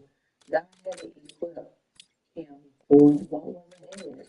This is what is happening now, because you're in that battle, you're in that season where you're being fought left and right. It's like you can't catch a break. When you come out of one event, you're going back into another one. And you come out of another battle, you have to face, but you're going to overcome everything that is before you. Because anyone that is born of God, you're going to overcome the world. Absolutely are. It doesn't matter. You win, but your steps are being ordered. So this is why we always encourage you on this channel. Don't get out of the fire. If God has you in the fire, don't get out of it. Stay right there, because it's something in the fire that God will reveal to you, and it's something on the inside of you that God wants to purge out of you.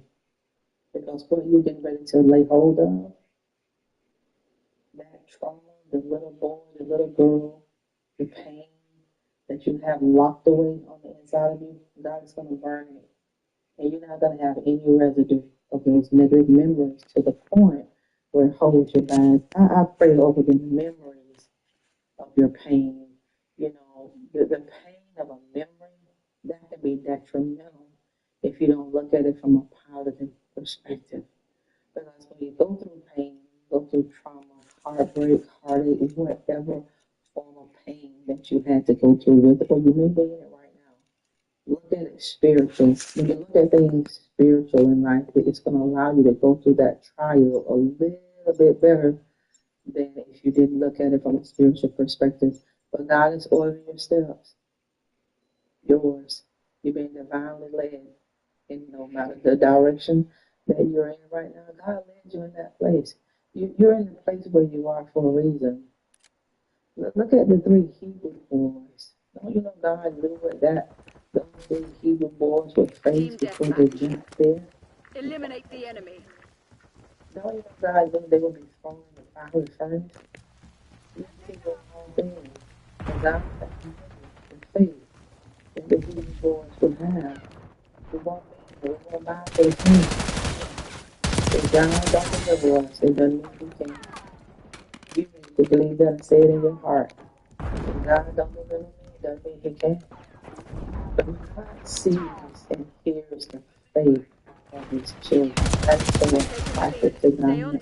It causes God to smile a little bit bigger on us, and it causes the heavens to open up a little bit wider, and it causes that door to swing out the hinges so God can just fill your life with so much possibilities. It's impossible, but God is possible.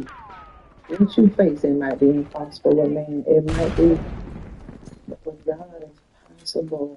Give your problem to God. Give your pain to God. Give your problem. Because the solution is right outside of you. Nothing was going to fulfill you. That's why when we were created, God intentionally created every one of us with a void. And so often we try to fill that void. We all have done it. We try to fill that void with people, with things, but it just doesn't work, does it? Because nobody's going to be able to fill it. But Him, God said, I intentionally created you with a void. Can you imagine that? God could have created us to be whole, couldn't He? But He didn't do it because He wanted us to desire Him and to seek Him to fill that void. The need, God is going to take care of the need, the provision that you are seeking. God is going to bring provision to your home. When you're trying to get back from a little bit funny family, and you've done what God wanted you to do according to the finances, becoming a steward over your money, you can expect God to do that for you more financial gain to you, and you be faithful to that which pertains to another person. God said, I'll give you your own. You gotta be a good steward. And you have to learn how to be faithful to that which belongs to another person. You're in the right place. You're not in the wrong place. You feel like you're in the right place. Just don't try to get out of that place. Just continue to lean on God and pray and ask the Holy Spirit to show you what you need to do. He will. He's going to lead you. And He's going to go before you. In all those crooked places in your life, He's going to make that path straight. God is so loving. Let me tell you something. When you're going through so much in life, family, and you don't know how you're going to get out of it, and you can't see your way clear, just chill a minute. Just step back a minute. Because when you don't, that's when we make a mistake. All the time where the enemy just sends you distractions. You can't afford for you to get off course. Get off course by focusing on things that can help you, focusing on things and people that are not beneficial to what God is doing in your life. Look at what God is doing in your life. Look where He has brought you from. And if He brought you from that, He's going to take you from where you are and take you to another level in your life. But every level that we go up in God, we have to meet a devil. You're going to meet it. You have to, because you're becoming strengthened and your inner man is becoming stronger. And the anointing of God is upon your life is very powerful. So you're going to face powerful demons every level that God allows you to go up. Your steps are being ordered by God. You are being divinely orchestrated to get to a place. And nobody can help you except for God. Some people can't help you and won't listen. God won't allow some people to help you because they're not weak. And He knows, the pride and the ego in you. They'll take credit for it. So when people make the promises and they break it, family, God will pick it up. He'll pick up the slack. You need the little bit, God said, just remember what you're praying about. These prayers are going to water that seed, and God soon is going to give you the harvest. There's a powerful principle in the kingdom of God. You're fulfilling that thing. This is our video for today.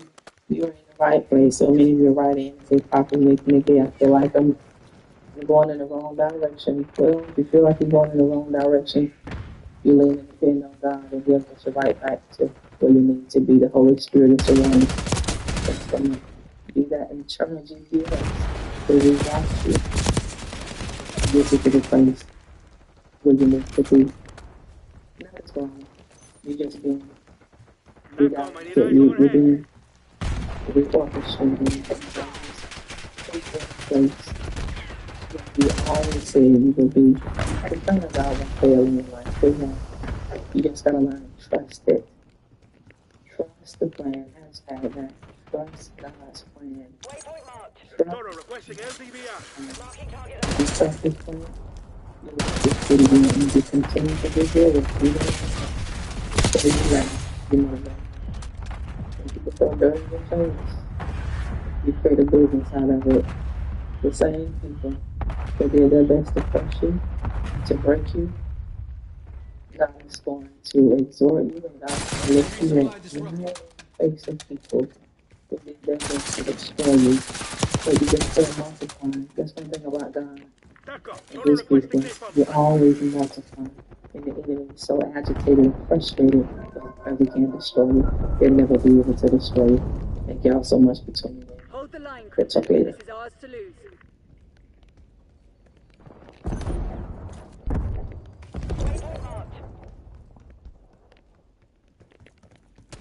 You know when everything falls apart, or when it looks like it's falling apart, you are not supposed to fall apart. I don't want y'all to fall apart in the life between, as if everything is just coming together. But what is really happening when this happens to us? Stand down. And what God is going to do, He's going to do it real quick. And God is going to do this suddenly. This is a divine shift taking place in your life. I mean, everything is going to be shifted. It has to be. Why? Because it's your time. Let that sink in and take a deep breath and release that breath and just say, you know, you're right. It's time. You said it a lot and you're probably giving up on it because it looks like things are just falling apart. But no, this is a divine shift taking place. And you know, when a divine shift takes place in our life, it looks like things are going left all the time. But that's not what is really going on in the realm of the spirit. God is just setting the stage of your life. God is just allowing chaos to bring about something different and something brand new. This is what a divine shift really is. A divine shift looks like chaos because God is changing everything. He has to, because you cannot get further than where you are. So God has to come in and do a little bit of shaking. So that's what's going on in your life right now. If you see chaos, and I mean, everywhere you go, doors are shut in your face. People don't like you anymore and don't want to deal with you anymore that used to. Windows of opportunity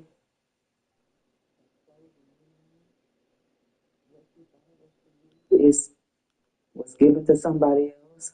God said, I have something better for you. And I'm allowing this divine shift to take place. So things that are not supposed to be in your life, they're going to be shaken. It's just like a salt and pepper. Sleeping on the floor was born, and how it forever changed the culture of Houston and the sound of hip-hop itself.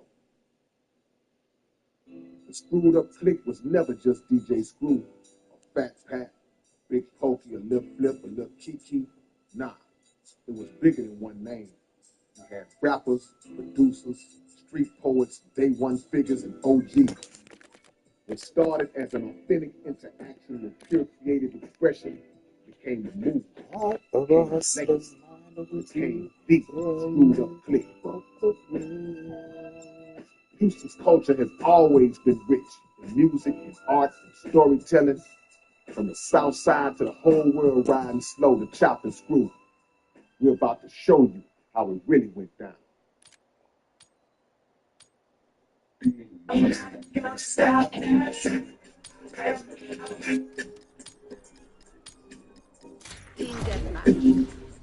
Destroy the enemy.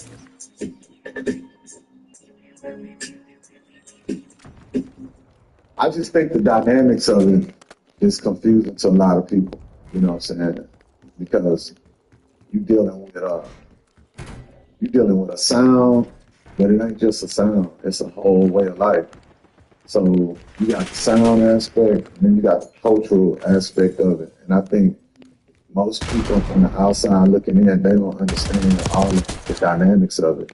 That's why you got, even when it comes to Swisher House and when it comes to Watts and it comes to Scoop, like people confused about all of that because, you know, they think just because you pitch down some music that it's Scoop. That's not the case. And Scoop did it a specific way. Watts, you know what I'm saying? And I just think all of it, so many people that came from outside of our culture and vultured it up so much, you know, you start hearing little things with Drake and you start hearing things. So the people from the outside, they steal little bits and pieces of it, but the rest of it, but they don't really understand the totality of it. So the rest of the world getting the little bits and the pieces, and they don't really understand the underlying dynamics of it. But it's all right, because they about to find out now. Back then, it was just a culture. We didn't see it as being anything but us. The car, the drink, the starchy clothes. They see them thug. You ain't about that bad. You know, I'm been starchy, boy. Don't you get me started on you slim fella. God dog is talking about he brought starchy back. Anyway, but the starchy, the lingo, the talk, it was us, the talk.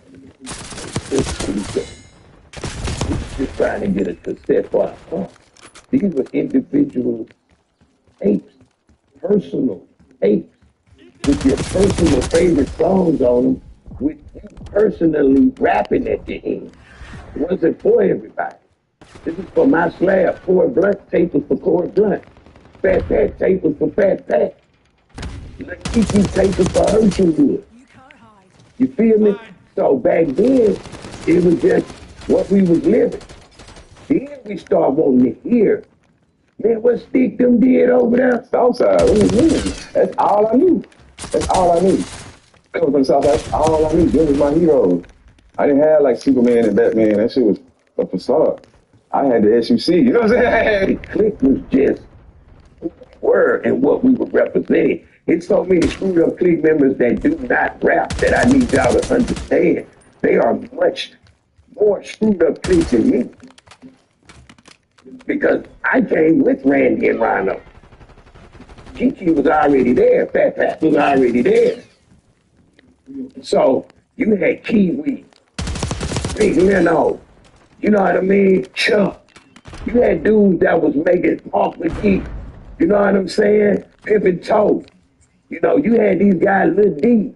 You had these guys were already figures doing the movement and hadn't rapped one line. And what's so crazy about the Screw tape is like, when you look at the lineup, it ain't like really like that. Like you got Zero on them, you got Crown Boss on them, you got Angelique on it. Like you got like an all-star cast on there, man. Southside used to be divided. It wasn't just Northside and Southside, baby. It was Southside was Third Ward, Sunnyside, South Park. Certain parts of Third Ward don't mess with that part of Third Ward. South Park don't mess with Sunnyside. Screw was the common denominator that brought the Southside together before the Rosewood even stole a piece of a hated folk. And that brought the whole South together. And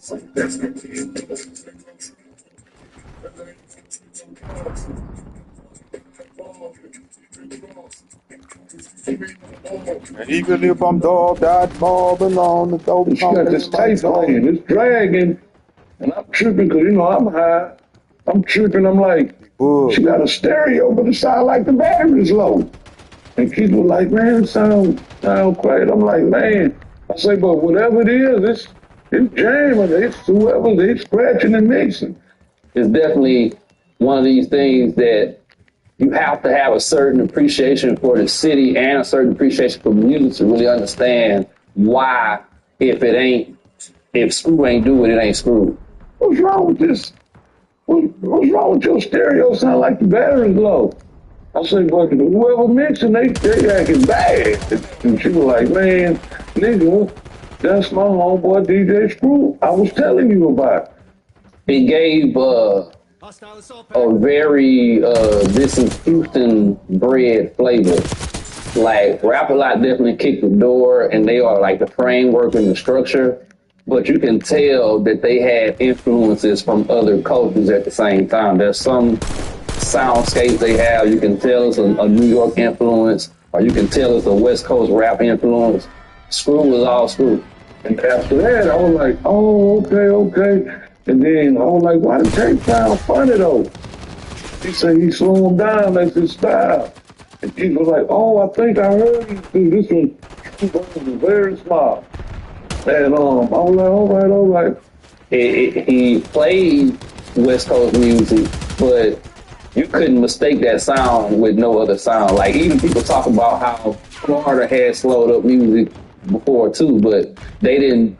It was more to a Screw tape than just it being slow. It was you could tell he put a lot of care and thought into putting them together, because whether it was who he had freestyling on it, or whether it was the tracks he stacked on top, or sometimes even the little ad-libs they might have said here and there. Like people still say the stuff that he probably was just saying, just like to be. Know what I'm saying? People do it all the time, and he was just being himself. So after that, about a week later, she called me and said, Demo, I need you to go pick up my tape from my homeboy I was telling you about. I'm like, man, I'm not too sure about going over that man's house. I don't know him like that. Just the night his Jack hair was out. So I was like, I wasn't too fond of that. And she was like, Demo, stay right down the street from Long Drive. So I was like, oh, yeah?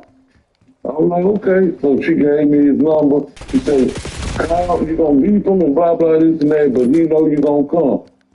So, boom. I go to schoolhouse. I get to the Pilgrim and Kyle and let them know I'm here, blah, blah, blah. Boom. I go down the street, Greenstone, and I see little old short niggas standing out at the end of the driveway like this. I'm like, damn, okay. I'm like, damn, the nigga's short, So he was like, so you Demo. And I'm like, man, so you Screw. And we both just bust out laughing because we know my sister.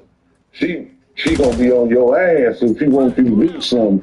He kind of like, people will dibble and dabble and stuff, or, I work out occasionally, then there's other people who you can tell that's all they really do. Like when they ain't eating and sleeping, they in that, and that's how he was. And with any art form, when you take it like that, with anything, period, but, especially with art forms, when you take it like that, you definitely can tell with the output of what that person produces. Like, yeah, like, he ain't been playing. He ain't went outside. He wasn't hooping. He wasn't trying to be on a football team. He was with them turntables. And we just started chopping it up, man. Like, maybe it was like 2 in the evening, and next thing you know, it was nighttime, and and that process, like Fat Pat and them, they had a tape schedule, and Fat Pat pulled up, and he's like, Scoop, what's up? He's like, shoot, I'm talking to my partner Demo right now. Just y'all come back. He left. Then next thing I know, they come out. This is the first time I meet everybody on the same day. This is Steve's brother, this house, and they gonna do a tape, and they gonna come back when I finish talking with you. So I'm like, let me get out of here. These boys trying to do something. So I finally left, man. We talked hours though. Like I said, it was about 2 o'clock, and it went to dark time. I actually met Screw. It's a story. I was incarcerated, and I had called home to my brother's band. Shout out to Ben and Scoop. And they was in the schoolhouse doing the tape called In the Dope. And I'm listening on the phone. I'm like, damn, man, y'all at schoolhouse, man, that shit's super dope. So I ended up going on a home visit like 2 weeks later. And Ben took me to schoolhouse.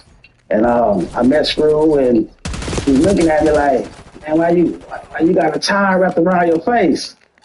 I'm like, Screw, I'm locked up right now. He like, what you mean you locked up? Say, I'm locked up right now. I'm on a home visit, but I had to come here. This legendary shit. So he like, well, shit, you here now, and welcome me with open arms, and that's how I met DJ Screw.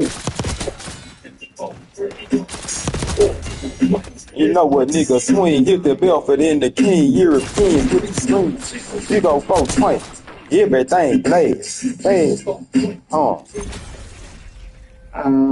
I fell in love with the music back then, but I had an uncle that was a DJ at KTSU, and I would catch the bus up there on a Saturday. I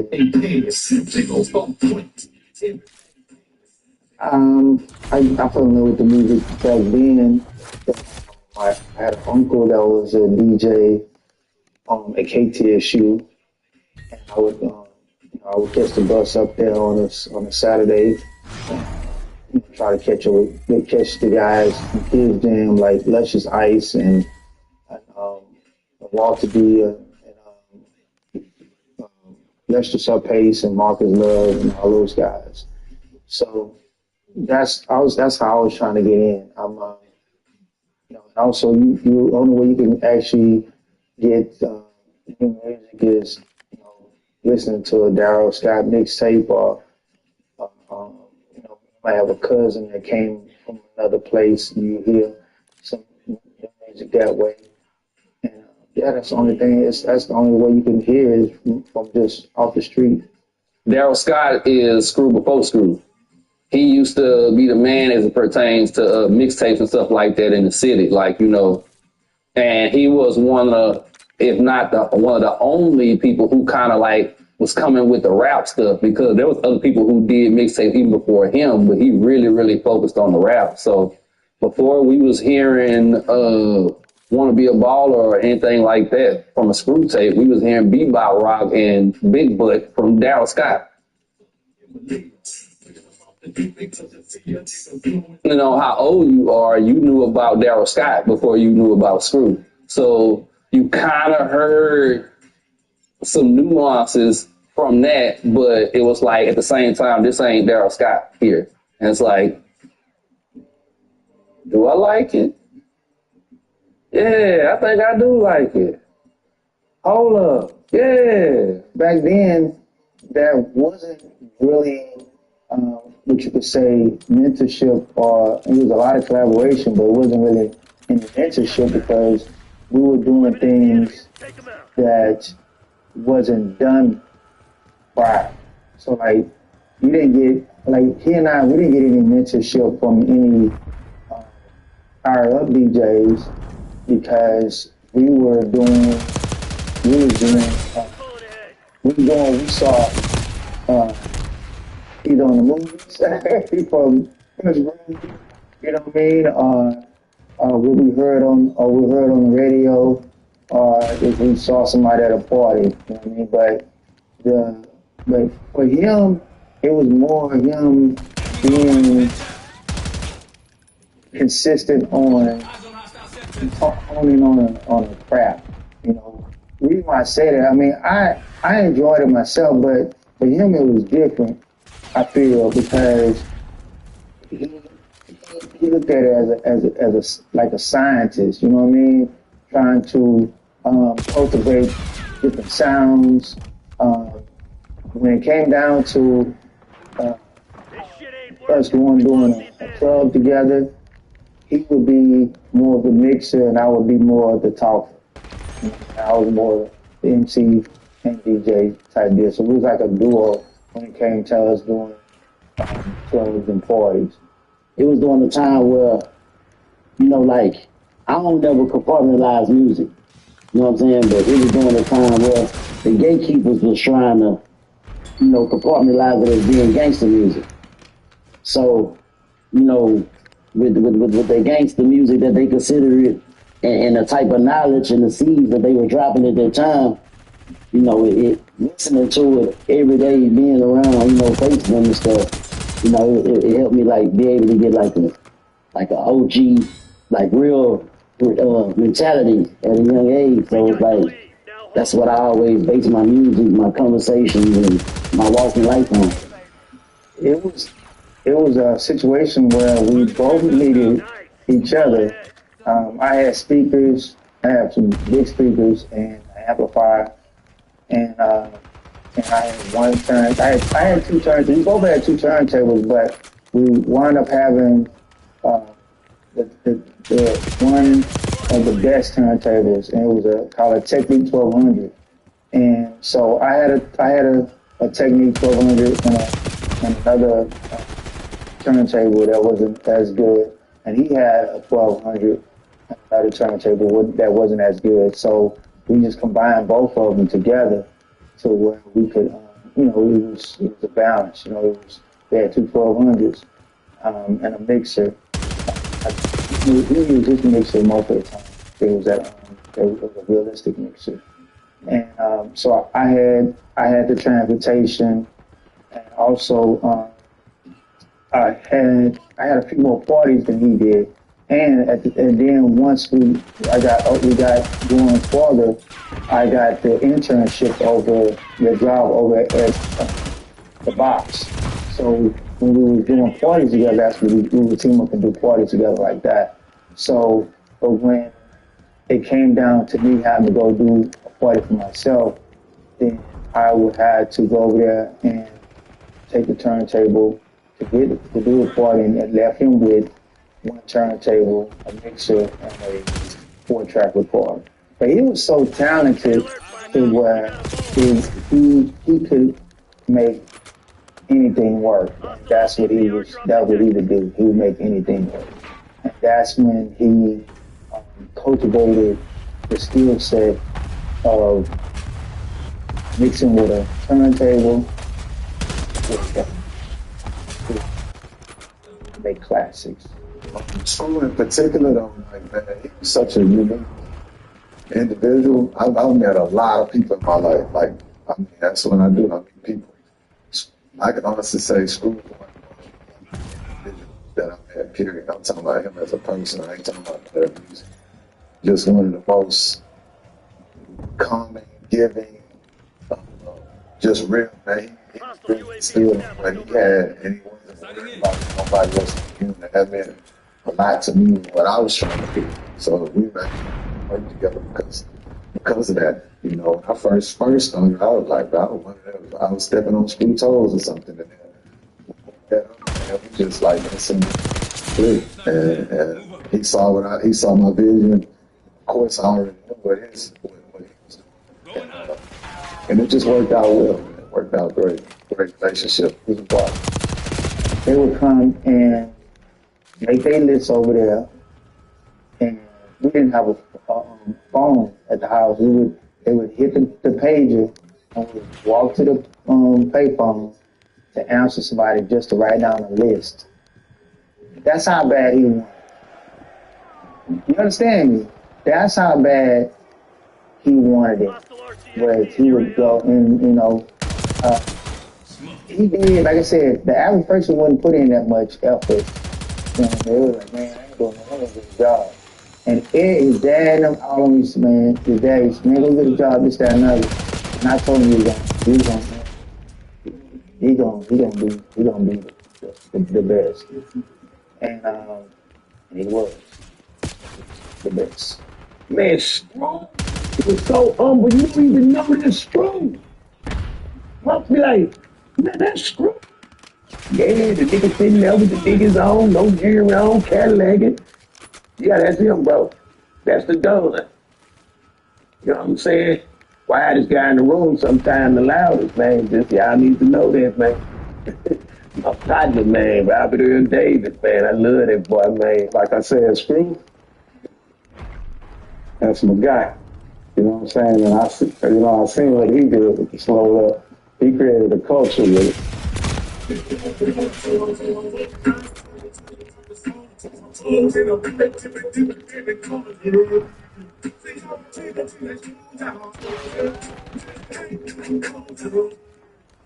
Every family got their heavy hitters.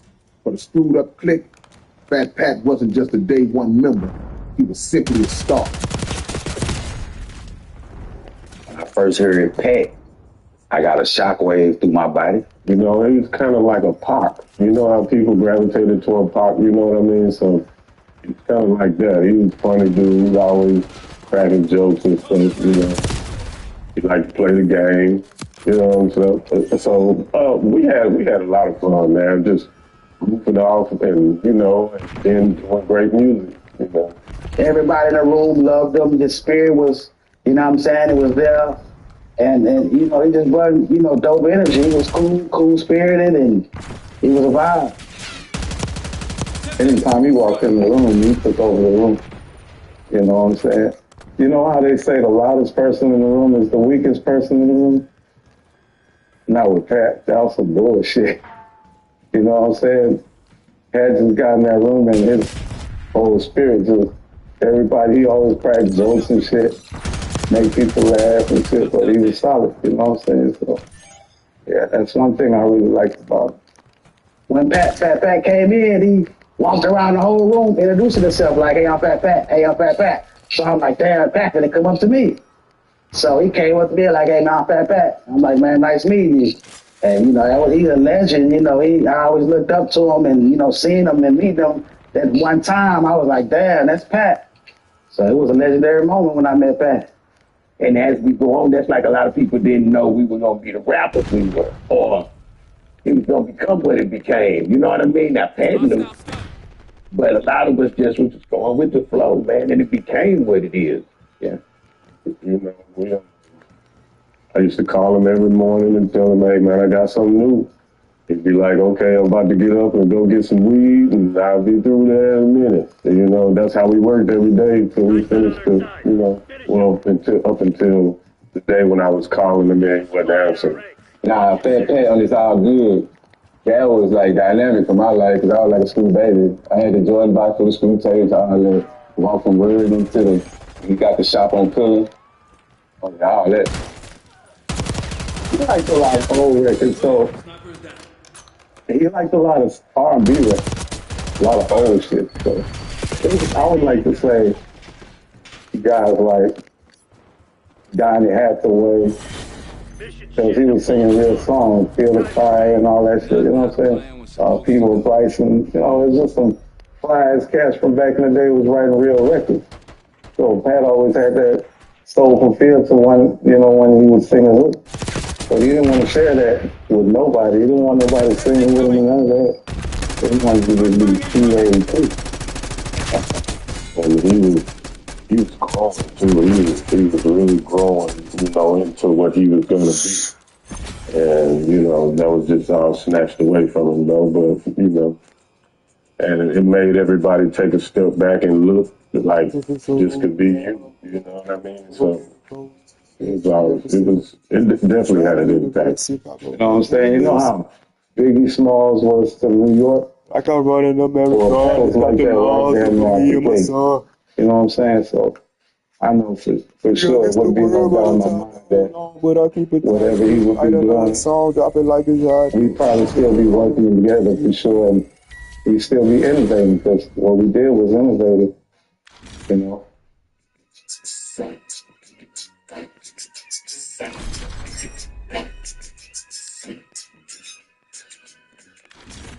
Some artists make noise. Big Hawk made an impact.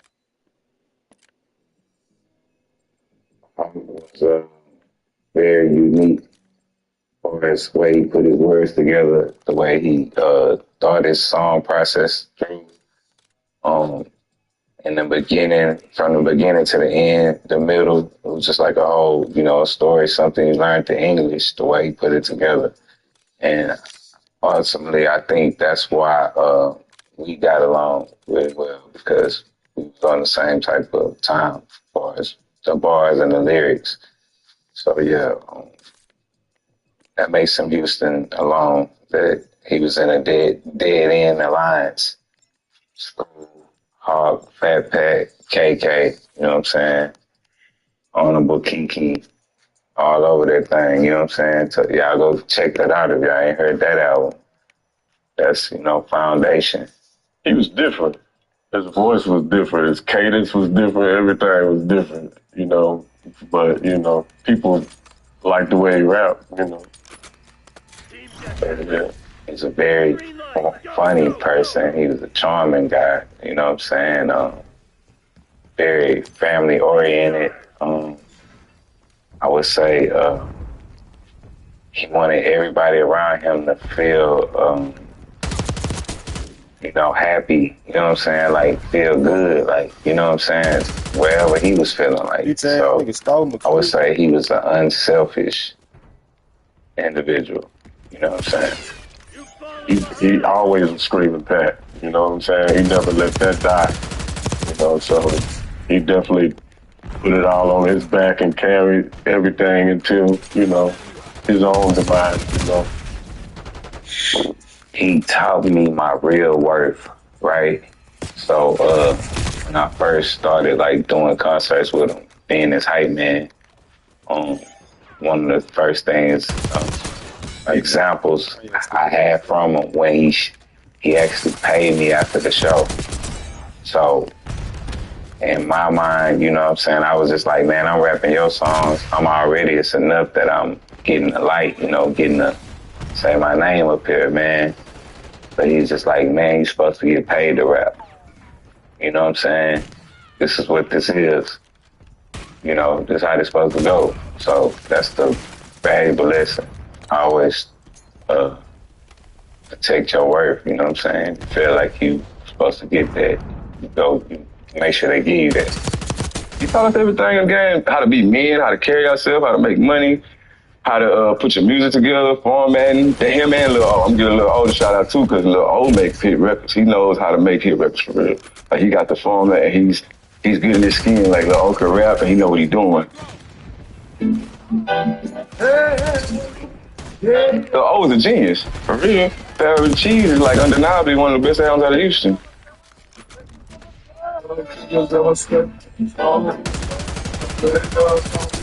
Matter of fact, Hawk made us go through rap boot camp. We had to do 40 songs before we could even start on our album. Literally. You know what I'm saying? Like for real. He had us in there writing and getting our craft together. We started rapping on real production. Cause we had in-house producers that was already like kind of, locally established producer for other artists. Like I said, we had Lil O on the label. He was signed to Atlantic Records. So he was already had a professional outlook in the machine. So, we coming in as amateurs and rookies, they had to make sure we was ready to uphold our end of the bargain. So yeah, we did a lot of rapping all day long. And Hawk used to peek in there and he just was so motivated and surprised that we worked that hard, and he joined us on a lot of records. That's how we got a lot of records. Cause he was recording across the hallway in the other room, the A room with Willow. And so yeah, that's how that that definitely happened. There was a rap boot camp going on in Game Face record, for sure. We brought good energy. It was always good energy. You know what I'm saying? So I miss Hawk and Pat. I miss them dudes. I hold these big dicks, I hold face down ass slow with they hips exposed. Bust a nut, watch my dick grab my shit and go. Then I tell her that the mother stuff is getting Big Mo. Everybody got a memory about Mo. It wasn't just the music, it was his energy and love for people. It's crazy. Everybody, all these artists, man, like Mo was hilarious too. Mo completely, man, we laugh so much and have so much fun. And it's crazy because Fat Pat was the same way. These guys aren't, they're not just rappers, these guys are entertainers and funny people and stuff, you know what I'm saying? And they command the room, so. Number one, I think everybody know because the nigga just so loving. He was a real good dude. give you his last, and he'll go hungry for you. You know what I'm saying? Man, the funny thing about it, Mo will tell you himself if he wasn't no artist, he wouldn't be doing nothing. Probably selling drink, maybe, I don't know, sipping, but man, Mo really loved being an artist. He loved his fans. He loved performing. You know, I was a kid, like 18, man, so I grew up jamming screw tapes, 12, 13, I used to steal my brother tapes. And so just to meet him and really see that he was a good person, he was a nice person, you know what I'm saying? He complimented his sound and his music while he sounded so happy, and you know why he had so much passion in it. He was a cool dude, you know what I'm saying? When he first came to Rick Shop, man, we had a show in Austin, and we, you know, when you're on the road, when you're moving people around on that road can be dangerous. You know what I'm saying? So you going in and out of all these small towns, and shit be popping off, and you're responsible for everybody that's with you. You know what I'm saying? You want everybody to come home. So after different issues that had happened, you start learning how to move, you know, on the road. Like, man, so we show over, everybody, let's go this way. We all move as a unit. We all coming in this way. We all rolling out. And that's how we had started moving. So then when Mo came, and then now we show over, we in Austin, I think, and we all trying to get out of there and we can't find Mo. I can remember going to get some ice for Big Mo, like, cause he was always on a lot of shows with Hawk, especially Louisiana and stuff, you know what I'm saying? So yeah, man, he was like a delicate talent, like, you know, unbelievably different without even trying, you know what I'm saying? Even from a fan standpoint. So finally, when I get him outside, I say, man, look here, man, when the show over, bro, we got, this how we move and all that. I'm like, you know what I'm saying, for your safety. And Mo looked at me, he say, man, that's my fans, and I love them. He said, I want to touch it. I want to shake every one of them hand I can. He said, because if some, he always talk about himself in third person. He said, because something happened to Big Mo, and Big Mo got to go, this how I want to go. If I got to go, this how I want to go. And I'm like, nah, man. I don't think it's no secrets with Big Mo because he got out there to us so early that everybody just know that nigga is full of love and he can hum, man. I mean, this boy can hum. I got a song with him called I Roll on Things that, man, Big Mo can hum, man. That's all I can say is he hums, man. And rip to him, man, because that boy, man, he true H-Town R&B hip-hop singer right there, man.